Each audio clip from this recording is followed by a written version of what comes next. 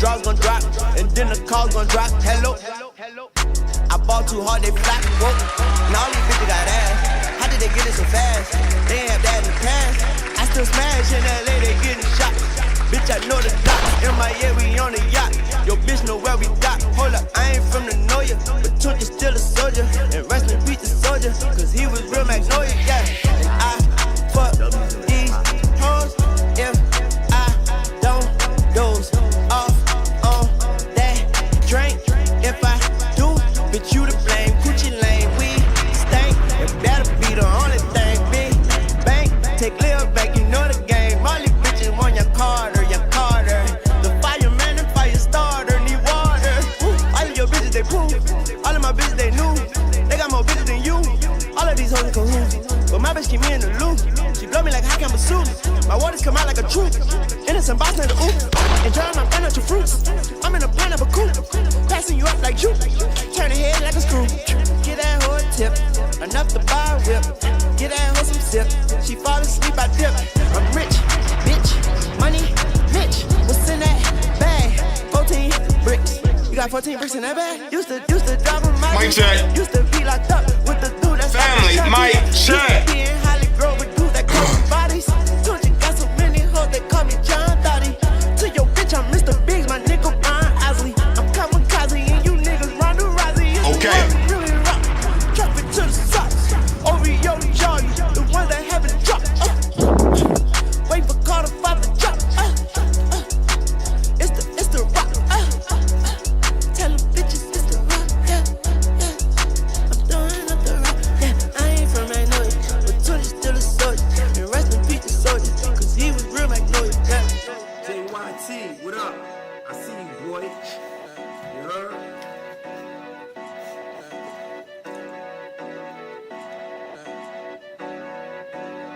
Do the knowledge, nigga. Family, what it do? It's your boy Jay checking in. Come on. Family, we is back, family. Oh my God, it feel good to be in front of you guys again. Man, family, we got some things to get to. First off, Vlad is out here standing on big business. He has cut ties with not only Boosie, but also Aries Spears. Damn. All right? So we definitely got to speak about that. Also, we got a new Jay-Z interview. We got to break that down, see what he's speaking about. We got some other things in between you best believe we're going to get to. But before we get to any of it, family, thank you. Thank you for pulling up and kicking it with your boy, man. I ain't lying. I appreciate you, twin. That's a fact. All right? But besides the topics we just spoke about, family, we're actually going to start with the latest verses. Family, we have a new verses on the way, May 15th, if I'm not mistaken. That actually might be wrong. I think the verses is May 12th. Nevertheless, family, we have a new verses abroad, okay? Family, it's going down. It's going down. All right, family, we got Rick Ross versus French Montana squaring off in the next verses, okay? Let's get to that. Let's get to that, all right? I think I actually posted it. I think I did post it. Let's see what old gumpjay got on this page. Family, if you do not already, please make sure that you hit the like and subscribe. I'm always keeping you up to date in the latest and greatest. All right? Let me see what we got going on. All right? Let's see what we got going on right here. Okay. We got Rick Ross versus French Montana May 7th, okay? This is actually next weekend. Now, family, you know what we're going to have to do, man. You know what we're going to have to do, family. The watch party is locked. It's locked. What is May 7th? Hold on, let me check something real quick. That is a Thursday. Perfect. It's going to be a little late night for us, you feel me? Because we do got to work Friday, but it's going to be all good, twin. Don't even trip. All right? Now, family, I'm going to be honest with you. If I'm just looking at these names, I got Rick Ross winning like 15-5. No troll. 15-5. Rick Ross is so cold with it. Nigga, this is second official versus. This is second one. Now, You may remember French Montana. He had a versus with, I think, Tory Lanez, but it was a bootleg. It wasn't the real, you know what I mean? Versus Tory Lanez. Yeah, they, like, I think French was in his kitchen. Yeah. Yeah, this was like the bootleg versus. All right. Let me see here. Now, I don't even remember. I don't even remember who really won this, you know, going round by round. Nigga ain't worried about nothing. I don't remember who won this going round by round. French won this battle. Tory got a lot of joints, but French catalog was made for this. French ended up there so cool and unbothered knowing that he bodied Tory. So maybe French did get this one. If I'm thinking about the amount of hits, although I'm a big fan of Tory, free Tory Lanez, you know, if I'm going off of, you know, big hits, you probably are going French Montana, right? Man, my brother, hear me. Hit like to support it. Hit like to support it. Oh my God. Yo, family. Updated on latest hip hop and world news. Man, I appreciate you popping out, family. Yo, if y'all don't know, listen, hear me is royalty around here. Alright? That nigga got a spot in the back. He chilling. It's all good. Family, I appreciate you. No troll. Alright? Now, again, French probably did beat Tory in this versus here, but man, we got Rick Ross, man. We got Rick Ross popping out now. Rick Ross, his first verses was verse 2 Chainz. Rick Ross, 2 Chainz, right? Versus, pretty sure it was 2 Chainz. Yeah, it was.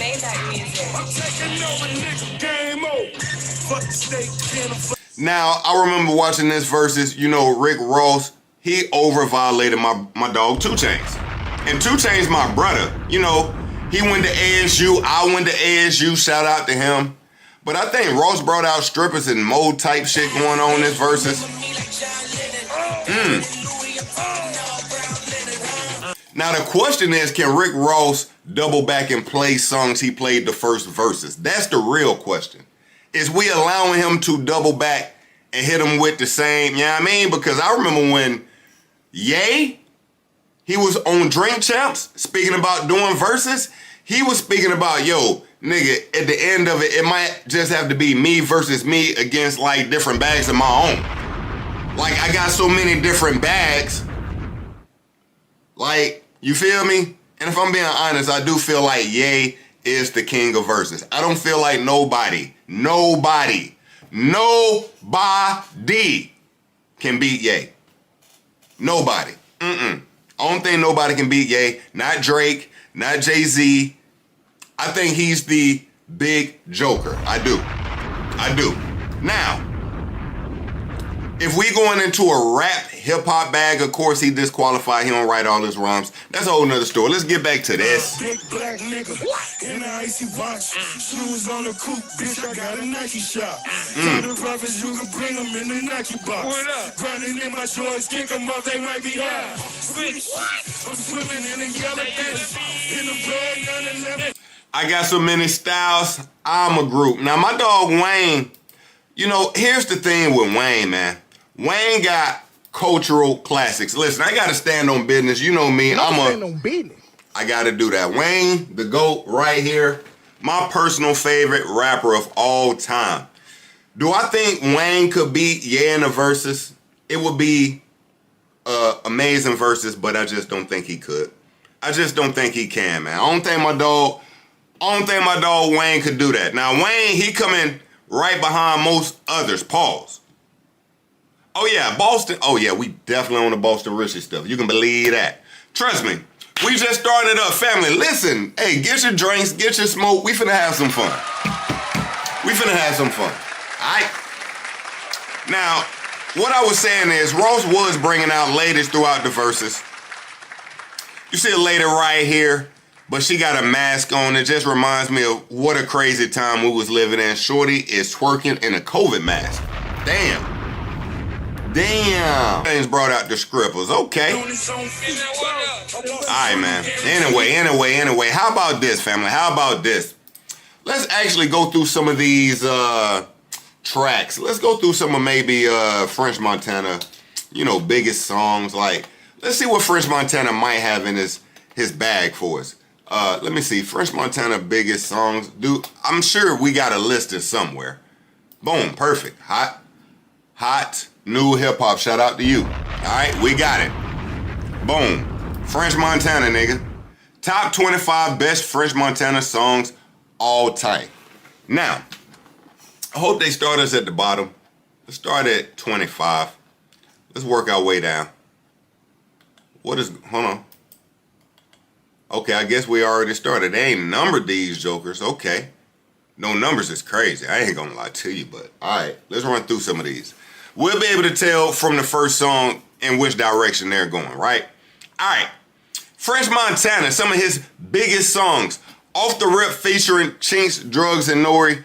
Man, R.I.P. to Chinks. I used to fuck with Chinks heavy, no troll.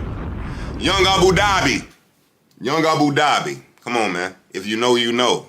I'm tapped in. You know what I mean? All right. What we got next? No, No, No featuring Max B. I don't know it. Triple Double featuring Currency and Mac Miller. Yo, those are my guys, but I don't know it. Ain't worried about nothing. Okay, now we getting into something. Now that one, it can make a little impact against Ross. Ain't worried about nothing. It can smack some. All right? What we got? 88 Coops featuring Jadakiss. Huh? Like, I'm sure that's a deep album cut that go crazy, but I ain't never heard 88 Coops. Family, y'all heard that one? Playing in the Wind. Yo, what the fuck are these? Boy, French, you finna get cooked. French, you finna get cooked, my guy. What is this? Styling on You. Nah, okay, they warming us up. The remix. Nigga, the remix to what? The song is called The Remix? Featuring Max B? My Heart, featuring Maserati Fox. Roll With Me, Chinks Drugs. No Shopping featuring Drake. All right. Out of his top 25, we had 2 songs. My brother Tony. What up, twin? Yo, out of his top 25, I got 2 songs that are certified that I actually even know. I haven't been counting all the songs we've already gone through. But what is happening right now? Tunnel Vision, okay. Wait, featuring Chinks Drugs. Tunnel Vision? I was thinking about Kodak for a minute. What the fuck is wrong with me? Wait a minute. Huh? Mac and Cheese intro. Yo, French. Okay, Unforgettable. We got 3. Now, Unforgettable, that one it's gonna smack Ross no matter where it hit. Pause. That one there, Unforgettable, is hard to beat. That's French best song, which is probably the end of this list, right? No, Top That, never heard it. In My Life, never heard it.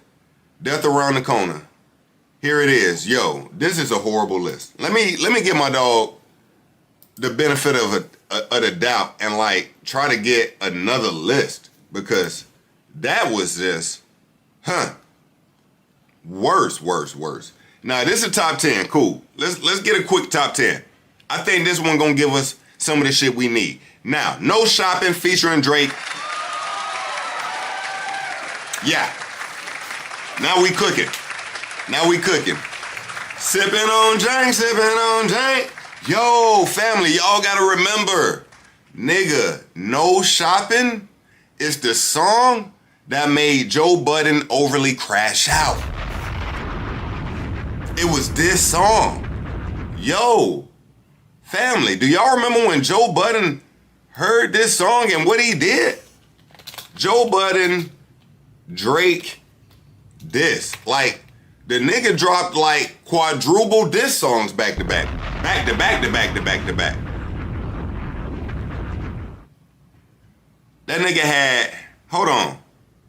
Joe Budden, Making a Murderer Part 1. Joe Budden, Wake. Joe Budden, Afraid. Yo, Joe Budden, Just Because. Damn. Yo, that nigga Joe said, nigga, do not play with me. Do not play with me, bruh. Yo, did Joe even get off on these shits? Like, I think one of them was like good. Was it Making a Murderer? Let's hear this shit. Let's hear some of this shit, fam. Yo, lock in with your boy. I got you. We going on a journey, twin. If you're a producer who hates AI, this plugin might change your mind. This is reimagining co-producer. All right, boom. Let's get it.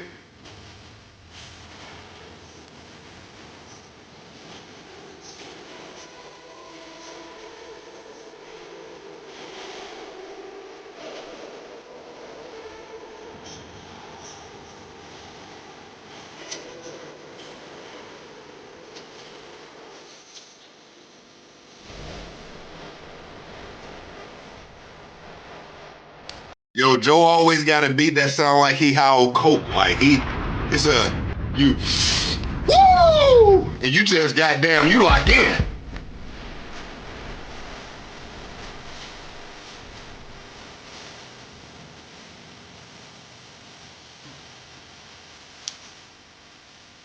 This is an interview from actually Joe Budden's, one thing I give Joe Budden credit for, like, he was one of the first doing, like, content. I can't cap. Joe Budden, Drake interview. Now, family, y'all gotta know the story between Drake and Joe Budden is very, very twisted, right? Now, this interview is literally 18 years ago, like 17 years ago it's showing, but it's probably closer to 18. Listen, the beginning of Drake's career, the beginning of his takeoff, you know Joe was already tapped in. This was the time he was still with Tahiri. Now, I get every family, if y'all don't remember Tahiri, she was the baddest thing smoking in the early 2000s. Facts. Tahiri, Joe Budden, like early 2000s Tahiri? Nigga, what? Nah, y'all gotta see her, twin. Nah, Tahiri back in the day was OD tough. No troll. Now, I ain't gonna lie, her career kind of went out bad. Her career did kind of go out bad. Can I find just a Tahiri, like, let me see here. Tahiri Instagram? I don't know. This one ain't giving. This one ain't giving enough. I might have to hit on like one of the old vids. Like, yo, Joe used to, so boom, let me show you. Joe Budden had like Joe Budden TV, right? Joe Budden TV. And the nigga used to be tweaking on this motherfucker. But he was doing like content. Let me see here. Listen, hey Roy. Hey, Joe Budden TV. Slaughterhouse video shoot. Tahiri TV. TahiriTV.com. My baby doing hall monitor duty. Listen. Listen, this is my sister, right? Look, got my dog Royce the 5'9" out there. Hold on, though. Like, it was like, yo. Yo, I ain't gonna lie. Joe Budden TV used to overly cook, too. I legit used to watch these shits. No troll. Family, I don't know if y'all ever heard of these, seen these, tapped into these. Listen to this. Laundry that you fold the laundry? No, that's clean laundry. It's yours. Nigga, boom. You got Joe Budden outside with Drake. Now, in this moment, Tahiri was doing a King magazine shoot, and Drake pulled up to support Tahiri. What? Nigga, Joe should have seen the writing on the wall. Another was definitely just a dickhead, insecure dickhead. Like, Drake was a nigga that was really trying to be friends with everybody, and then niggas was kind of hating on him, Joe being one of them. If you don't remember Joe giving his thoughts on views, it was crazy hate. Just for him to come back later and now say he loved it, but that's neither here or there. Yeah, I'm sorry. I'm over yapping right now a little bit. That's kind of hard. He said he never thought it would go this far right after dropping So Far Gone. That's a bar. Don't let that slip over. That's a bar. Hopefully, like, Nigga said he ain't dissing. This nigga was clearly lying. Yo, we done seen this nigga win fights, lose fights. We done seen it all out this nigga, man. He definitely didn't know what was coming. Nevertheless, I'm so over yapping. We got 39 seconds into this song, and I went on that long to soliloquy. You know the word. Anyway.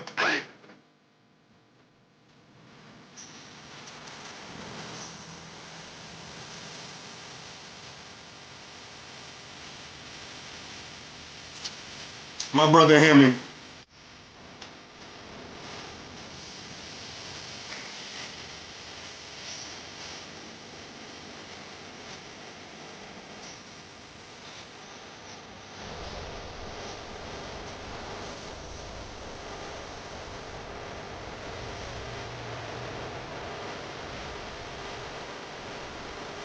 Damn.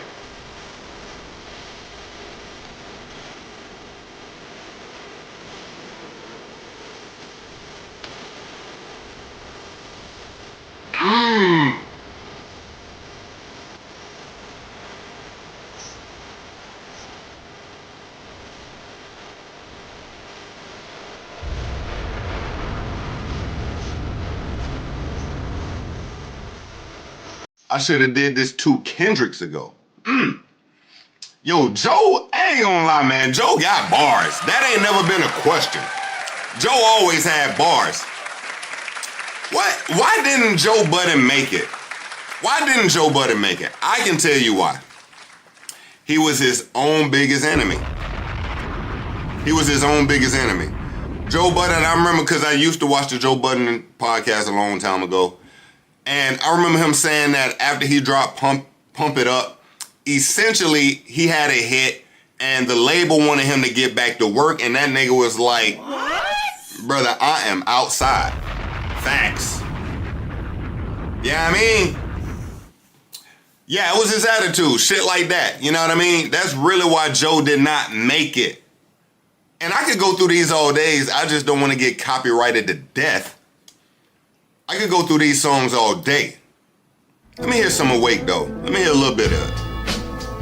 Because I never, if I'm being 100, he dropped so much at the time, it was just too much. I couldn't really get into it. Like, I'm not the overly Joe. Listen, I went down a wormhole all from seeing the French Montana song, No Shopping. No Shopping inspired a lot. All right, Joe Budden heard the clip of No Shopping before it even released, and he just started dropping diss songs. Okay, now let's get back to who could possibly win this versus. I'm kind of dragging this, ain't I? Yeah, I'm kind of dragging this. Let's get to it. Stay Scheming. All right, you got you some with that, French. You got you some.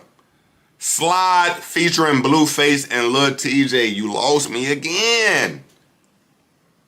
I don't think I heard Slide. Welcome to the party. Nigga, the only welcome to the party we know is nigga, rest in peace, Pop Smoke. No Stylist. Lockjaw, okay. Kodak, that shit go hard. Pop That, okay. Pop That, Unforgettable. That's definitely the number one. Yo, going through some of Raw's songs, this shit is gonna be just like ridiculous. And I don't want to keep over dragging this topic because I felt like I over dragged it with some of that Joe shit. But Rick Ross, like, greatest hits, oh my God. And I mean, this is just gonna be too much, period, because he got like cultural hits, he got street anthems, he got big hits. I mean, you name it, it's rosé. Alright? Look, they start with Holy Ghost. Even though Holy Ghost ain't one of his biggest hits, it's still that.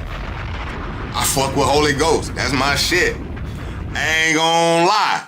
Alright, what else? Rich Forever. Yes. I'm rolling. That's a good one. Maybach Music featuring Wayne, Kanye West, and T-Pain. Whew. Wow. Retro Super Future. Again, a song that is not even one of his biggest, but it's still one of my favorites. The minute I wake up, I gotta get high. My homies, we found us a way to get by. Let's hop in the Chevy and have a good time. Like, that nigga was getting off crazy on that motherfucker. Stay Scheming. Oh, damn. Stay Scheming. If Ross plays Stay Scheming first, French fucked. If Ross plays Stay Scheming first, yo, French, you're gonna have to play Stay Scheming track number 1 just to get that round. Facts. You need that. Nobody featuring French Montana and Puff Daddy. Now, I don't know that song. I was thinking about Worry About Nothing. I don't know why. Sanctify. Oh my God. Woo! Big one. Push it. Man, listen. French.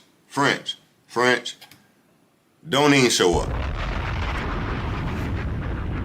Don't even show up, French. This shit gonna get out of hand. It just depends on what bag Ross wanna put you in. If Ross wanna over-dominate you, pause, he can over-dominate you. If he wanna play nice and give you the B-level hits like the new Bugattis all night, those type of hits, he can do that too. You better hope the boss is in a friendly mood, because it can go left fucking with the boss. I ain't gonna lie to you. Real shit. Triple Beam Dreams featuring Nas. So sophisticated. Yo, no troll, I was listening to this before the stream. This is my shit. I'm so sophisticated.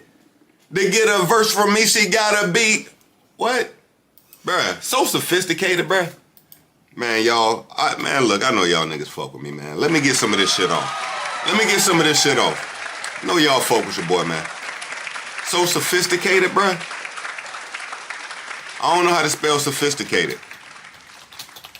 Yo, there's like Ross got anthems, gang. He got anthems. What y'all niggas drinking on right now, fam? What y'all niggas drinking on? Let's see. Oh, that shit, boy. Stop playing. What? Big belly rude boy. Yo, this Ross right here, undefeated. No troll. Now the new Ross be letting me down every now and then. The new Ross be letting a nigga down. Like the new Ross don't take rap as serious no more. Like, y'all know this nigga still be dropping music, right? This shit just don't be, you know what I mean? That shit just don't be, shit don't, you know what I mean?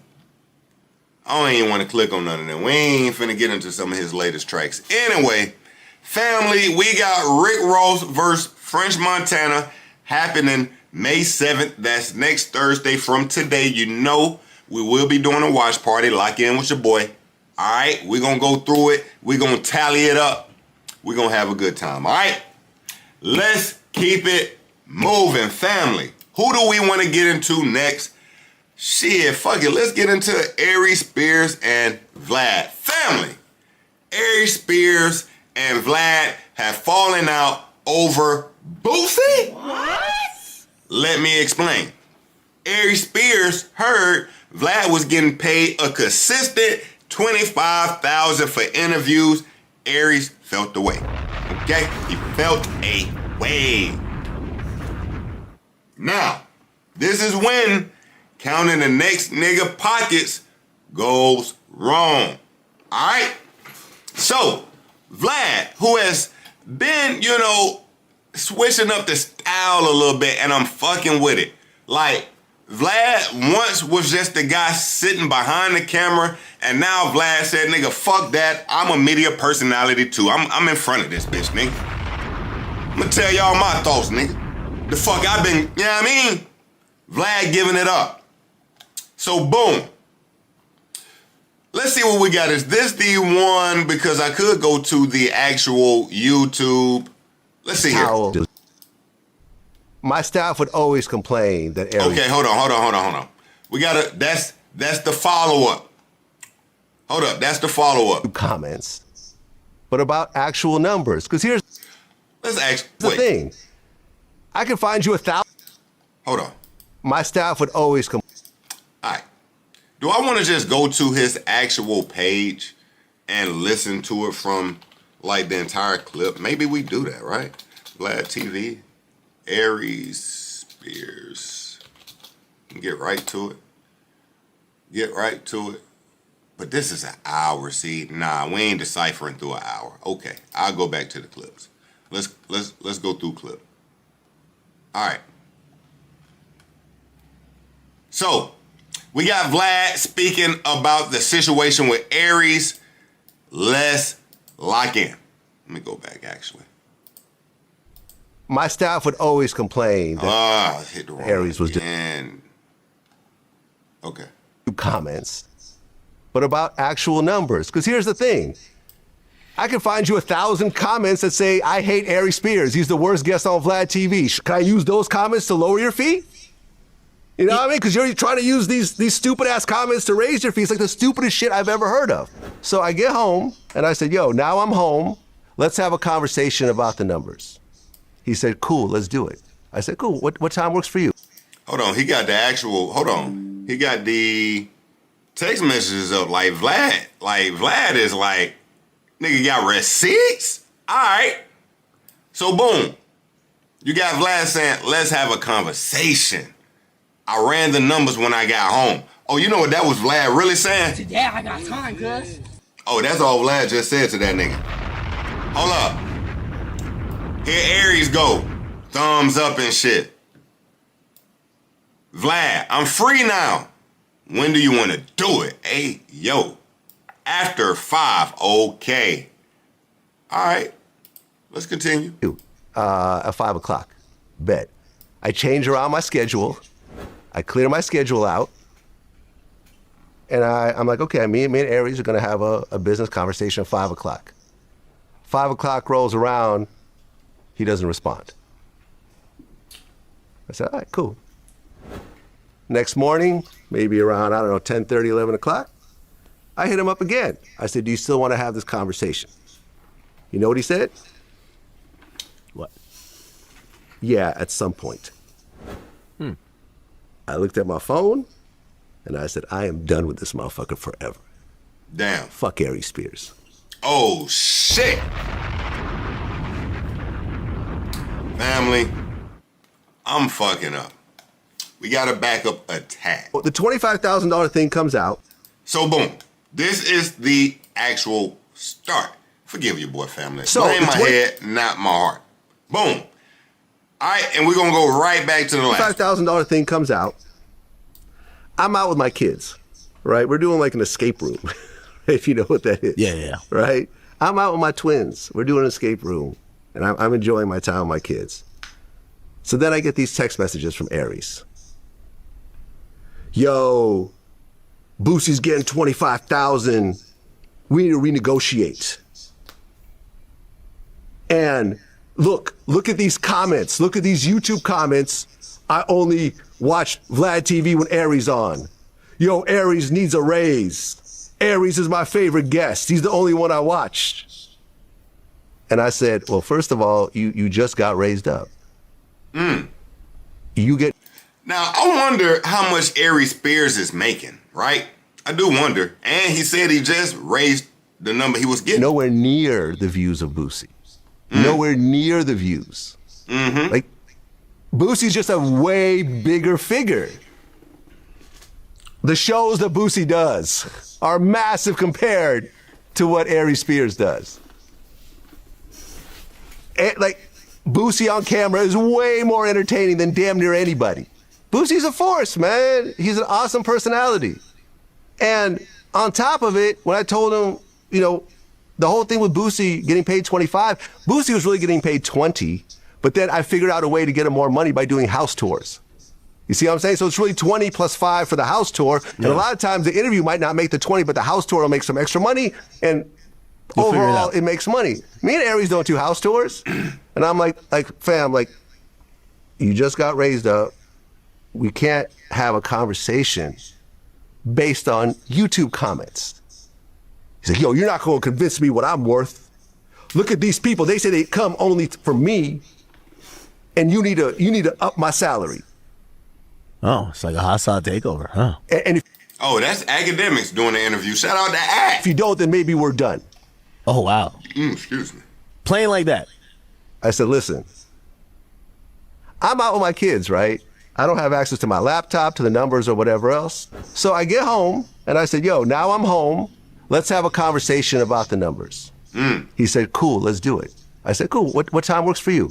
At 5 o'clock, bet. I change around my schedule. I clear my schedule out. And I'm like, okay, me and Aries are gonna have a business conversation at 5 o'clock. 5 o'clock rolls around. What happened? He doesn't respond. Damn. I said, all right, cool. Next morning, maybe around, 10:30, 11 o'clock, I hit him up again. I said, do you still want to have this conversation? You know what he said? What? Yeah, at some point. Aries is bullshitting. He playing.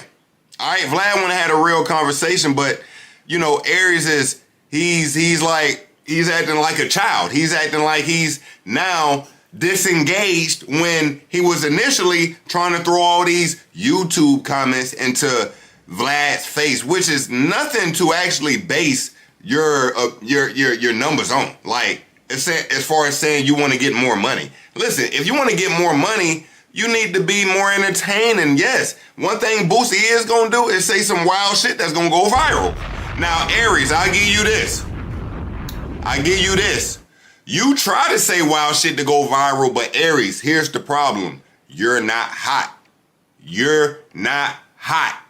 So when you say some shit, it's not catching that. It's not getting that push. It's not getting overly clipped the way Boosie is, because Boosie is just a bigger figure than you. You should never even bring up Boosie when it's coming to like comparisons. I ain't gonna lie. Never. Yeah, at some point. I looked at my phone and I said, I am done with this motherfucker forever. I thought he was finna say nigga. I'm done with this nigga. Thought he was finna say nigga.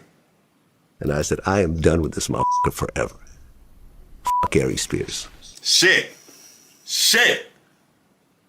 My dog Vlad is lighting up the place. Now, Aries has responded to Vlad's claims. I think a few times. All right?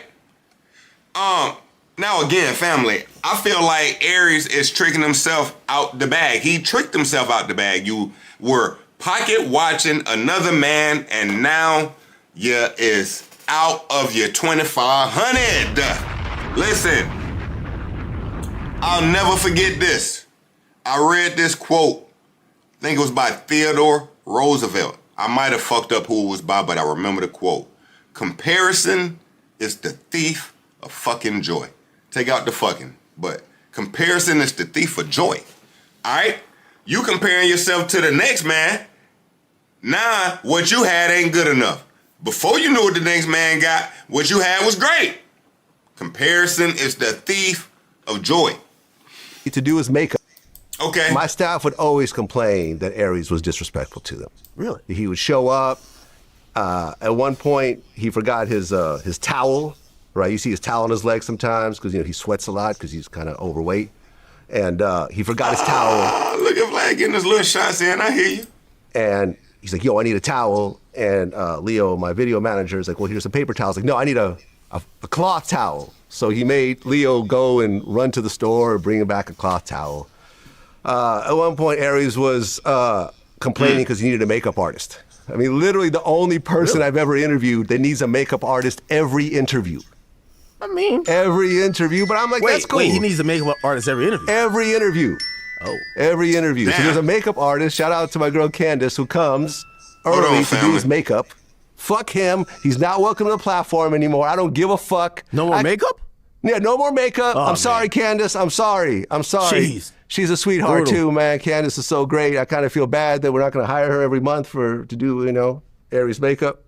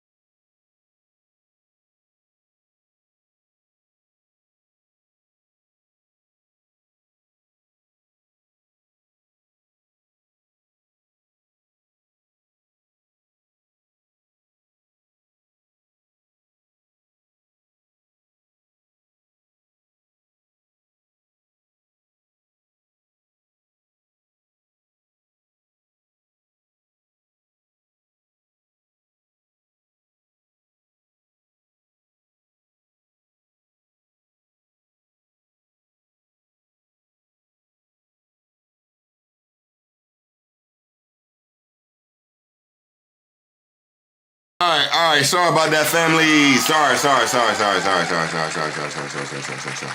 My bad.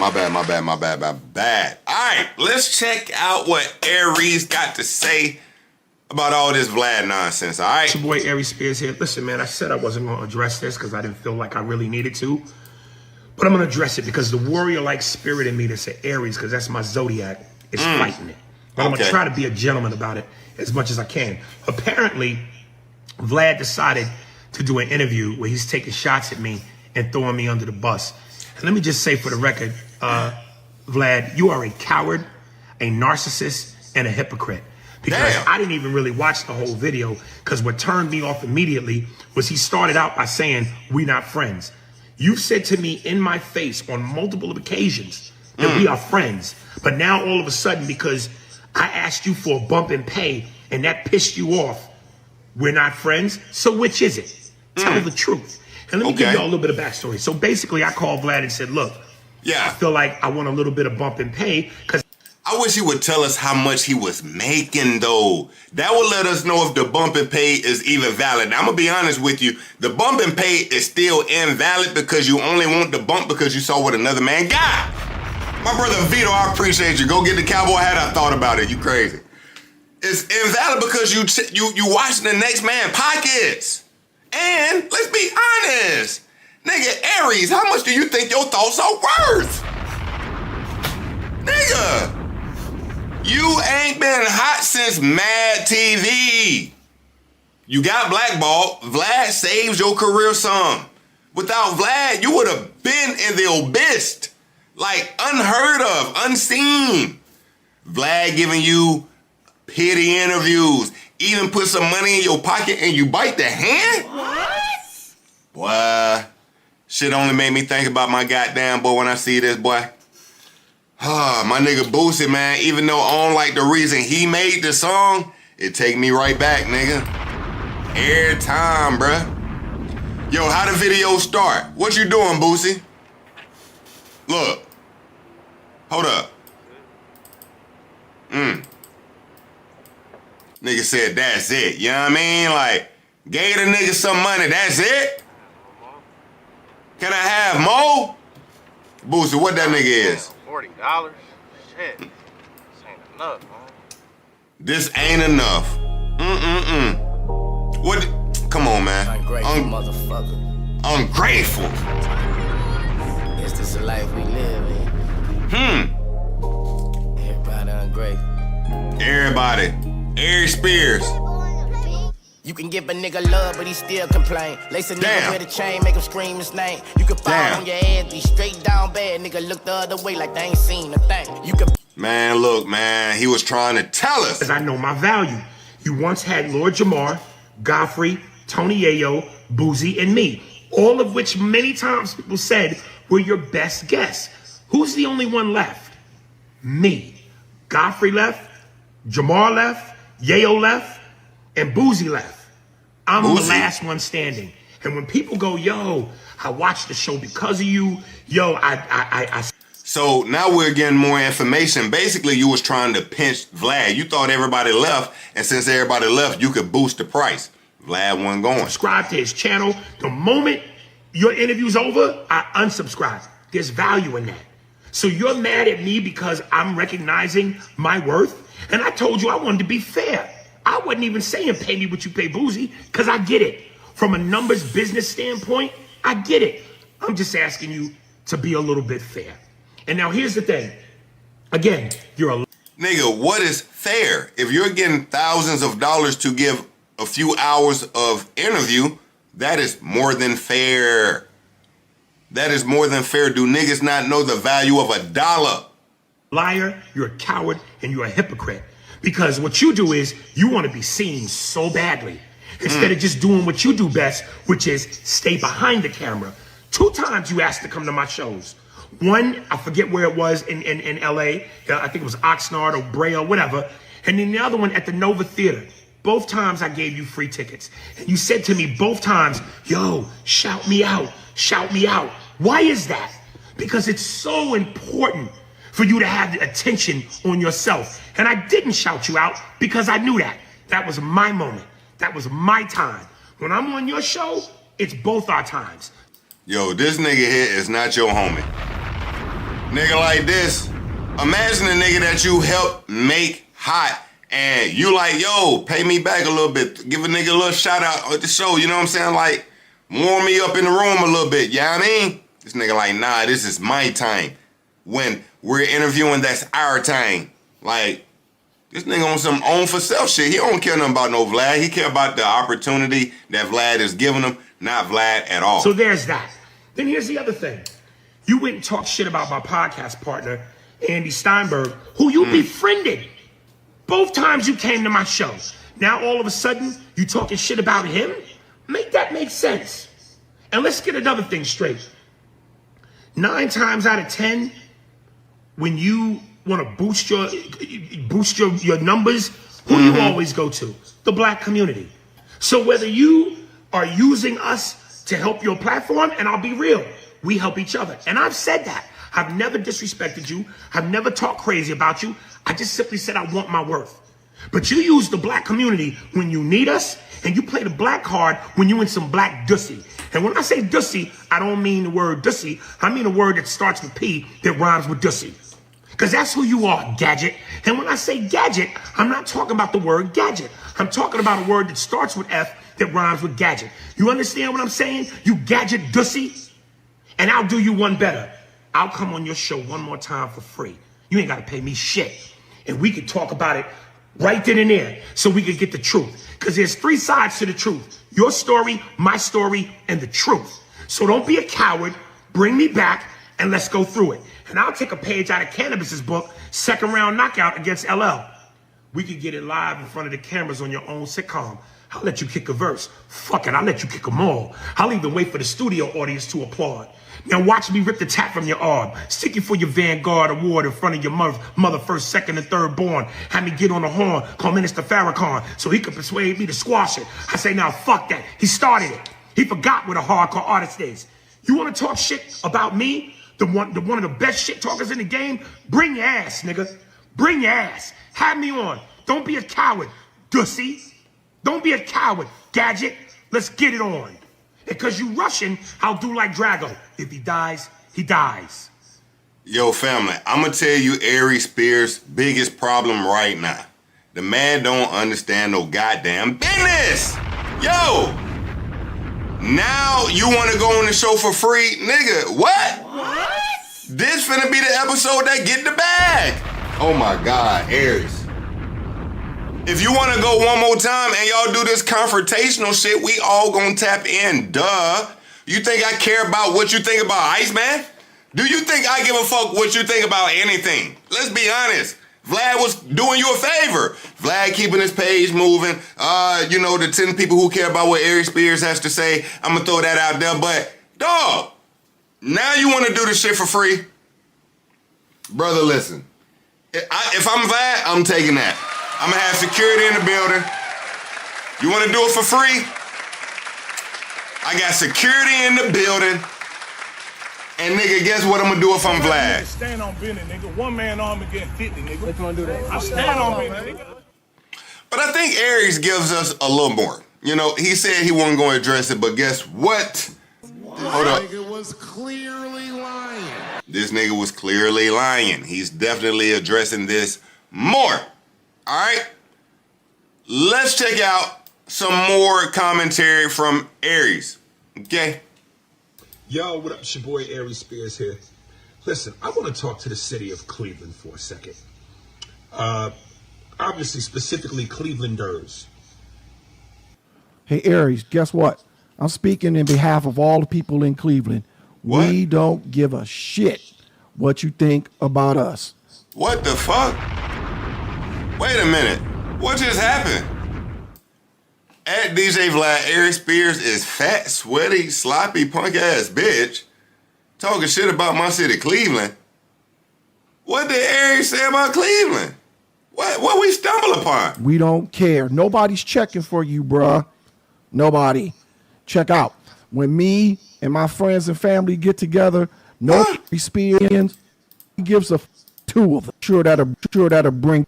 Yo, what did Aries Spears say about Cleveland? This is madness. I don't even know what we talking about right now. Hold up. For defamation. Okay, here we go. We got Aries speaking about Vlad more in this clip right here. Let's check it out. I'm about to sue you for defamation of character. This is about to get ugly. Because now you're just making shit up. I saw the clip where you said your staff, as in multiple people, said that I was disrespectful to them. Your staff, you got one guy that's in the studio with you, and that's the... Nah, this nigga here is high on dope. This nigga high on dope, twin. This nigga thinks staff has to be more than one person. What the fuck? Clearly lying. Yo, if I say this person is part of my staff, that don't mean all my staff have to be here at the same time, first of all. Right? So if Vlad says my staff used to complain about this guy, a guy that's part of the staff, yo, Aries, you reaching overly. Nah, this is like signs of really being a broke nigga, bruh. Nah, these are real, true signs of being a real broke, bum-ass nigga, bruh. So now you want to sue Vlad for defamation. I'm about to sue you for defamation of character. This is about to get ugly. Because now you're just making shit up. I saw the clip where you said your staff, as in multiple people, said that I was disrespectful to them. Your staff, you got one guy that's in the studio with you, and that's the cameraman. And the only interaction I ever have with your camera guy is when he mics me up. And I signed the tablet saying you could use my light I ever exchanged between me and the one guy in the studio besides you. Your staff, and I'm disrespectful, you have a lawsuit coming. You're lying. To the people that watch Vlad, he is a liar. I'm about to sue you. Yo, man, I ain't gonna lie, man. It's like all Vlad exes beefing with him. Boosie playing it a little cooler, but he out here trying to do his own thing now. You got Aries, he out here trying to sue Vlad now. Yo, man, Vlad, yo, shit. Vlad cutting off these niggas' water. Do we got anything else Staff would from always this? complain that Aries was disrespectful. Let me see. Yo, what up? It's your boy Aries here. Listen, man, I said let's see here. Thing. I can find you 1,000 comments that say, I hate Aries Spears. He's the worst guest on Vlad TV. Can I use those comments to lower your fee? You know what I mean? Because you're trying to use these stupid-ass comments to raise your fee. It's like the stupidest shit I've ever heard of. So I get home. Nah, Vlad was standing on crazy business. Who's making more money than he's ever made in his whole conversations with you. And I said, I am done with this motherfucker forever. Fuck Aries Spears. Because here's the thing, right? The whole thing about having your own business and reaching a certain level of success is you get to decide who you want to work with. You get to decide how you want to spend time with the type of people that are respectful. They can have regular business conversations with you. Talk about it. And not people like this who are just jealous ass pocket watchers. Damn. Because here's the thing, right? There's two types of jealous pocket watchers. Yo, let me ask y'all, family. Do y'all think Vlad is racist or kind of racial? I don't think he's racist, but sometimes if you are not a fan of Vlad, some of the shit he says can come off the wrong way.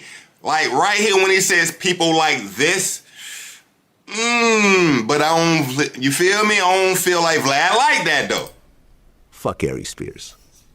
Because here's the thing, right? The whole thing about having your own business and reaching a certain level of success is you get to decide who you want to work with. You get to decide how you want to spend time with the type of people that are respectful. They can have regular business conversations with you. Okay. And not people like this who are just jealous ass pocket watchers. Because here's the thing, right? There's two types of jealous pocket watchers out there. There's the broke ones, right? And we've been there before. Yeah. I remember being a broke DJ and looking at like Kid Capri and Jam Master Jay and Diplo, like, damn, they making thousands of dollars doing shows and I'm in a fucked up studio. I can't pay my bills. Like, I'm fucked up. I'm kind of jealous of what of what they're getting, and it's motivating me to like do something, right? I get that type of jealousy. But then you got motherfuckers like Aries Spears, who's doing better than he ever has, who's making more money than he's ever made in his whole career, and he's still jealous as fuck over Boosie. He's jealous of another man because he's making more money on a platform than him, even though he's making way more money ever. And it clouds his fucking judgment so bad that he wants to crash out.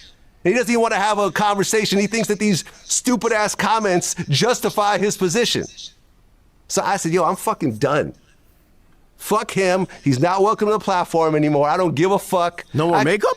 Yeah, no more makeup. Oh, I'm sorry, man. Candace. I'm sorry. Jeez. She's a sweetheart Brutal. too, man. Candace is so great. I kind of feel bad that we're not going to hire her every month to do, Aries makeup.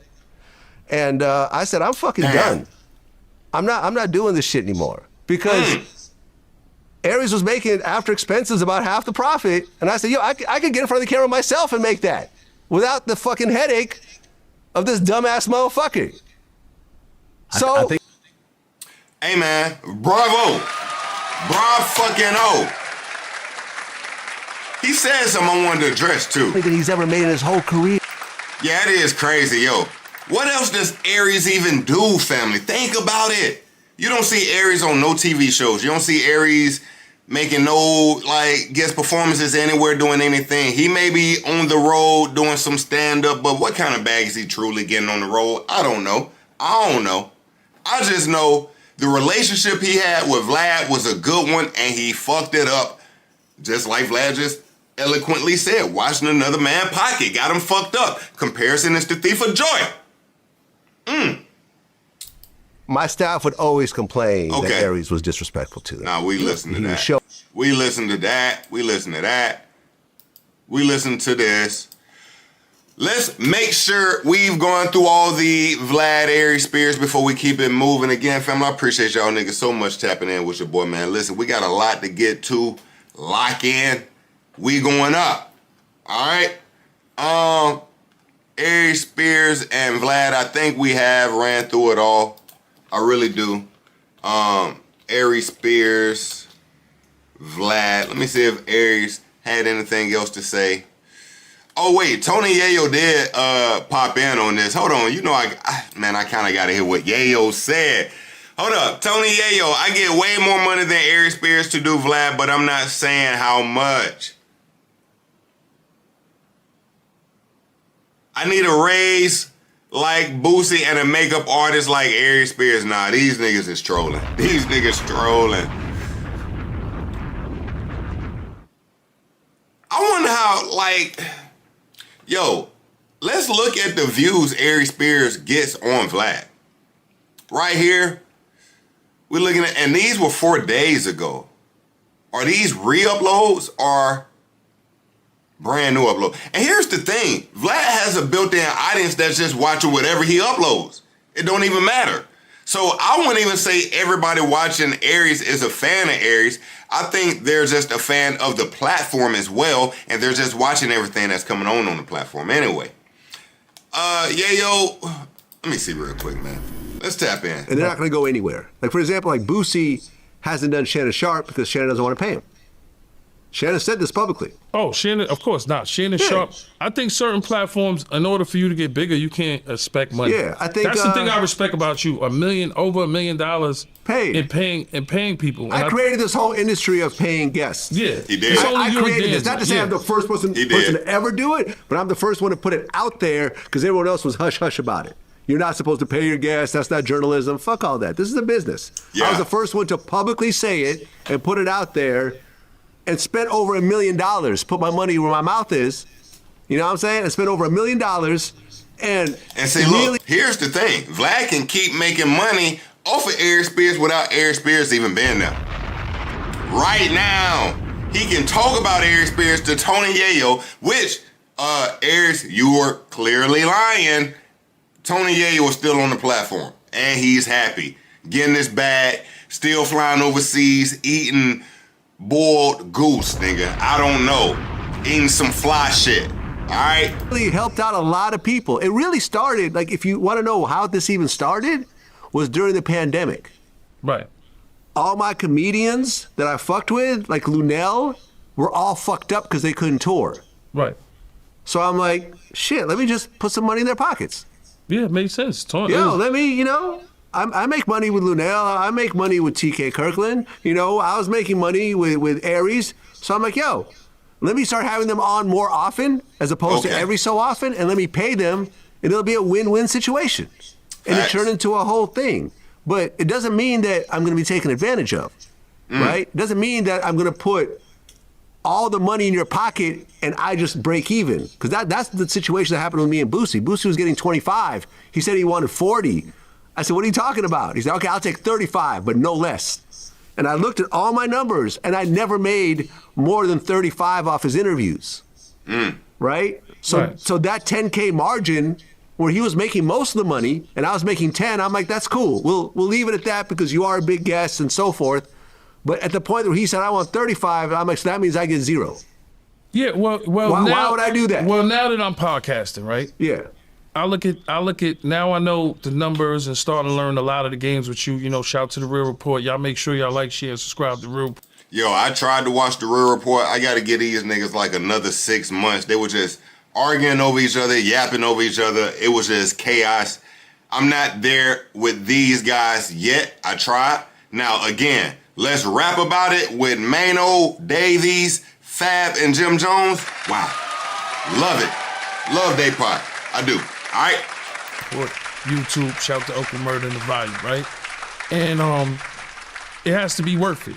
Yeah. Like, you gotta be worth it. 6ix9ine on the show. People be like, yo, you got to snitch on the show. But 6ix9ine will do 7 million. What he did? 8 million? What was it? His first interview did close to 20 million. 20 combined. million.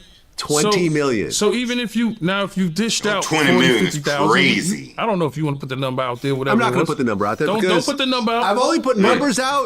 Listen. I don't put your number out. Right. I don't put anyone else's numbers out. Right. The only reason why I wouldn't put my number out. The only reason I said Boosie gets 25,000 and Aries gets 4,000 is because fucking this is what happened. I told y'all. Shout out to Ak. Ak is my dog, but Ak he convinced Vlad to do the Tekashi 6ix9ine interview. Ak on his stream announced that Tekashi made the most money of any interviewee on the Vlad TV show. Boosie heard that, and he ain't like that shit.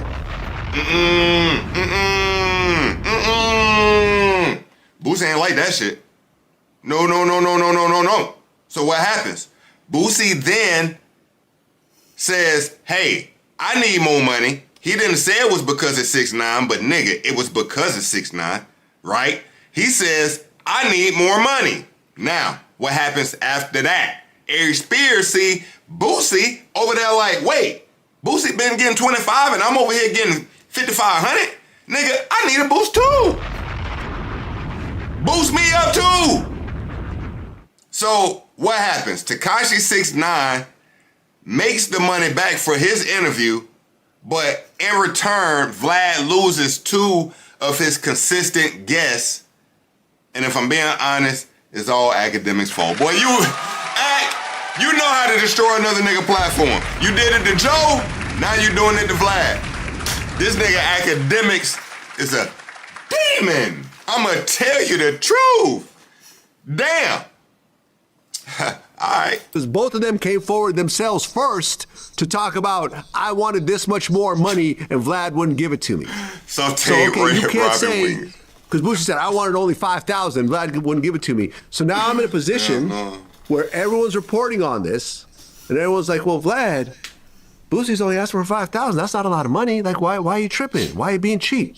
And it's like, no, I'm not tripping. I'm not being cheap. He's getting 25. And that changed the whole perception of it. Shit, he getting 25 and he's doing it at his house. 25,000 is definitely crazy. Yo, and he's not leaving his house. I'm flying to him. I bring the camera crew to him. Oh, yeah. I'm doing it on days that he's available when he's not doing shows. I'm working around his whole schedule. I'm doing all this and giving him 25,000 up front. Now, I ain't gonna lie, Vlad do sound like he been battered or something. Relax. Okay, we get it. The nigga was doing you wrong. Look at how Yayo looking at you like, bro, you sound like a bitch a little bit right now. Like you yelling and just kind of emotional. Well, okay. Right. But he wants all the money. I said, nah, I'm good. With Aries, he made a video. Oh, yeah, you know, I want to renegotiate. I want a few thousand more. What would you have wanted? That's beside the point. He asked him to be fair. Yeah, I mean, a couple grand more. Yeah. Okay, well, let's talk about what you really got. Because Aries would come on here and do like podcasts at places and like lie and say, oh yeah, Vlad pays me 5 digits. He wasn't getting paid 5 digits. He was getting paid 4,000. Okay. Wait a minute. Okay, we got the number. We got the number, family. We got the number. This is big. This is big. This is big. We gotta relax for a second. We gotta stop. Stop. Okay. Let's break this down. Aries Spears was making $4,000 to sit down with Vlad for maybe a 2.5 to 3 hour interview. All right. Now, again, we're just gonna, let's do the mathematics, God. All right. So 4,000 divided by 60. Ugly number. This nigga was making $6,600 per hour. I'm gonna be honest. No. Wait, did I do that right? Am I mad? Wait a minute, did I fuck up? This is how much it would break down per hour, right? What the hell? I might be slow. Am I slow, family? This would prove it, yay or nay, right? This would kind of be the opening signals to if I, you know what I mean? Hold on, 4,000 divided by 60, that's the minutes. I'm getting 66.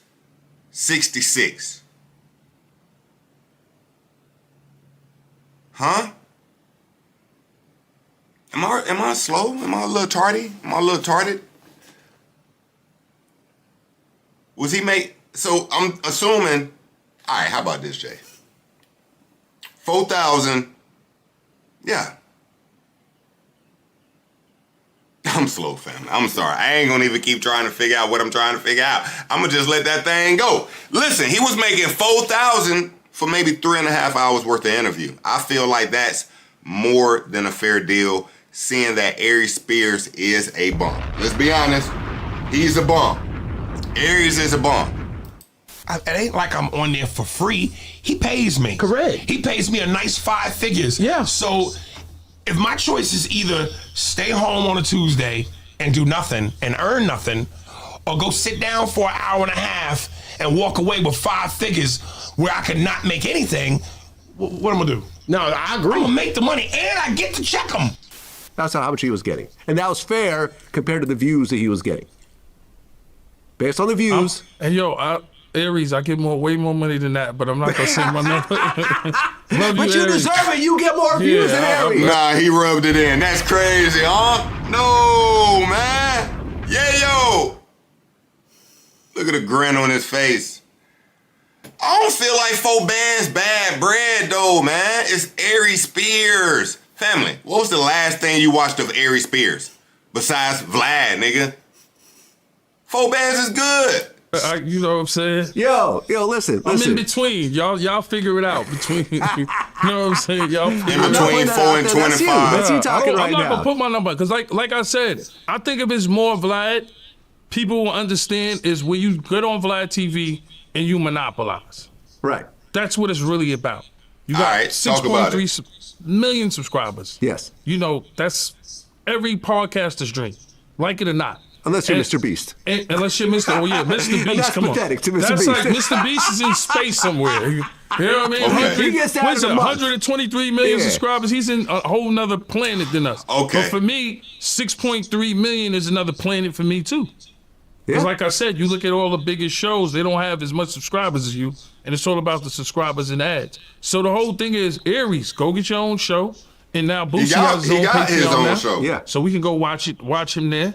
But hopefully y'all can get back in business, because you and Boosie on the show is always fucking funny. Me and Boosie might get back together. Like I've left the door open to that, because if you notice, the back and forth with me and Boosie has always been respectful. Right. And our conversations off camera on the phone have been mostly respectful. At one point, he called me cheap and hung up on me, and I found that disrespectful. And that's what kind of irked me a little bit. But other than that, we've kind of had a cool thing. Aries has been disrespectful as fuck to me, personally. Right. That's why I'm like, I'm not going to tolerate that bullshit. And that's crazy. No, you gotta maintain. Just stay humble. Just stay humble. Listen, you can't be me and the staff. We can fuck around. Listen, we can fuck around on camera. You can tell me to shut the fuck up off camera, on camera. Yeah. But if we're just hanging out and you're like, Vlad, shut the fuck up. Oh, no, I'm not. Me and you would have a problem at that point. I'm not you know what on I'm saying? Like, okay, now I got to move away from Tony because now he's not respecting me in our personal lives. Right. You can't do that shit. And I wouldn't tell you that. No, Okay, I think we have done it, family. Vlad TV and Aries Spears are done. And family, I'm not going to lie to you. I got to stand with Vlad on this one. I feel like Vlad is overly good. Listen, Vlad, you made some hoes feel like housewives, okay? You made some hoes feel like housewives. No disrespect, but what I'm trying to say is this. You've been so nice and kind to these guys. They tried to take that kindness for weakness, and every now and then you got to snatch that shit back, all right? And I like the way you did that, Vlad, okay? Go. Let's keep it moving, family. Hold up, we got some more Boosie shit. We're going to hit this Boosie shit. Let's check it out, man. Boosie, he got he receives his own day in the state of Louisiana. I think we got him rolling there. Now, this was at a school, if I'm not mistaken.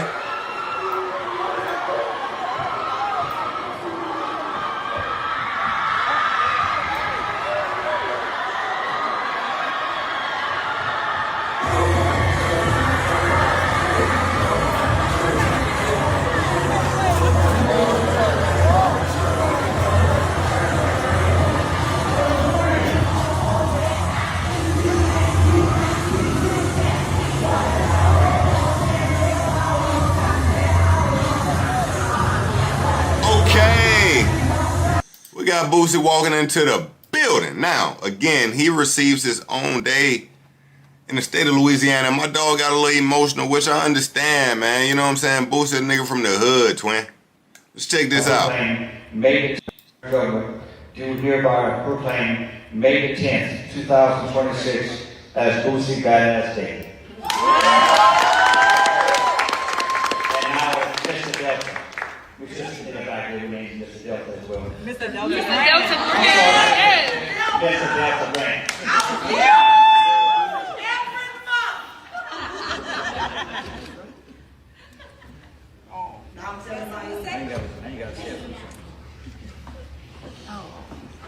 Nah, seeing Boosie emotional is crazy, man. You know what I mean? Like, you don't see Boosie catch tears off the game. Let it out, Boosie. That's what's up, man. That's what's up.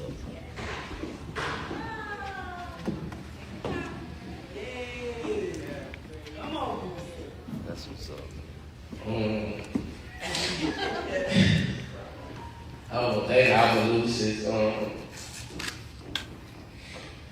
I just want to thank y'all because nobody ever did this for me. I've been coming here a long time. Since I was a teenager doing shows here, and I'm just grateful. Thank y'all. That's all.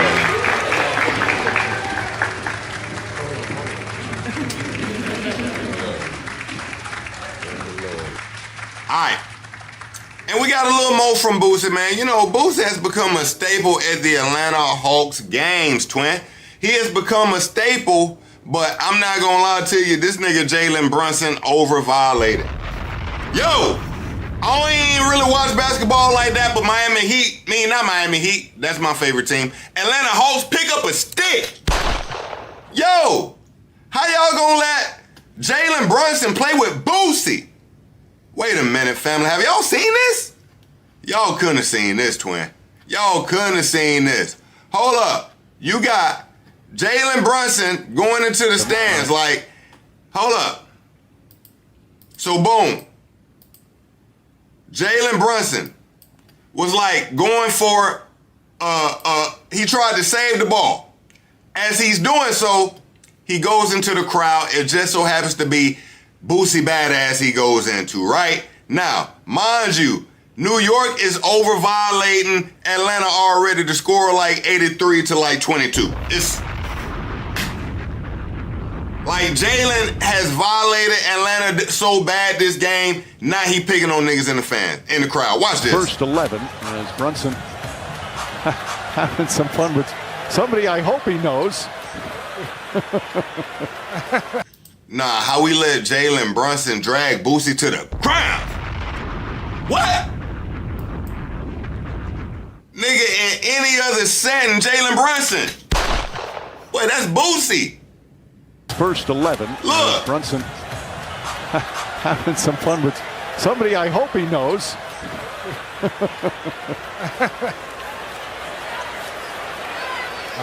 Little Boosie. Are you a big fan? First 11. Now look, my nigga Boosie, I seen my nigga Boosie the next day. My nigga Boosie was trying to go to the next game. Y'all ain't gonna believe this shit, man. You seen my dog already kind of clutching his knee. Nah, this might have been the same game. I'm tweet. Boosie leaving.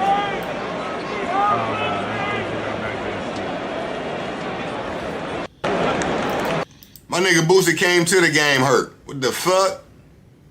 Anyway, hold on. What the hell just happened?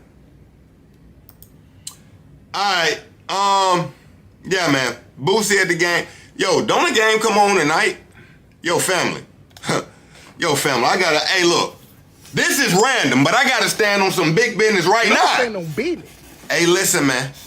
To all you LeBroners out there, listen. I think LeBron is the greatest athlete to ever play in the NBA. But he is not the greatest NBA player to play in the NBA, nigga. Stop playing. Nigga. 2-3. Man, listen, man. MJ is still number one, man. I was having this debate with these young men, and I don't like the way they was talking. Like, it let me know when the generational gap started beginning. These young niggas don't know the greatness of Jordan. They just want to talk about, oh, LeBron been in the league 40 years. He been in the league. He broke every record. Man, I don't give a shit about none of that, man. He been to the most finals. He been this. He done that. He been to the most finals, but he got the least amount of rings. Listen, the GOAT lineup is this right here.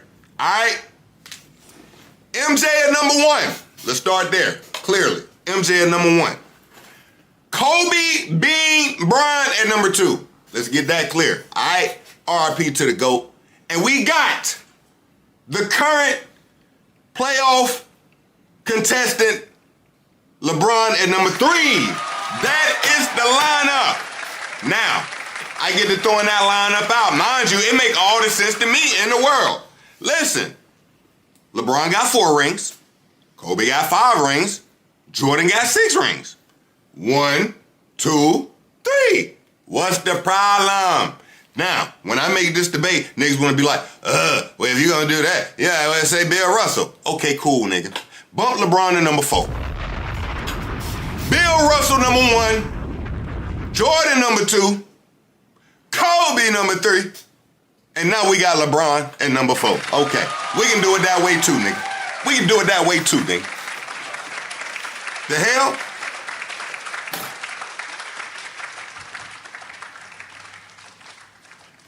All right. Now, real quick, to put a cap on this Jalen Brunson thing. Jalen went back and checked on Boosie. You owe me motherfucking steak. I'm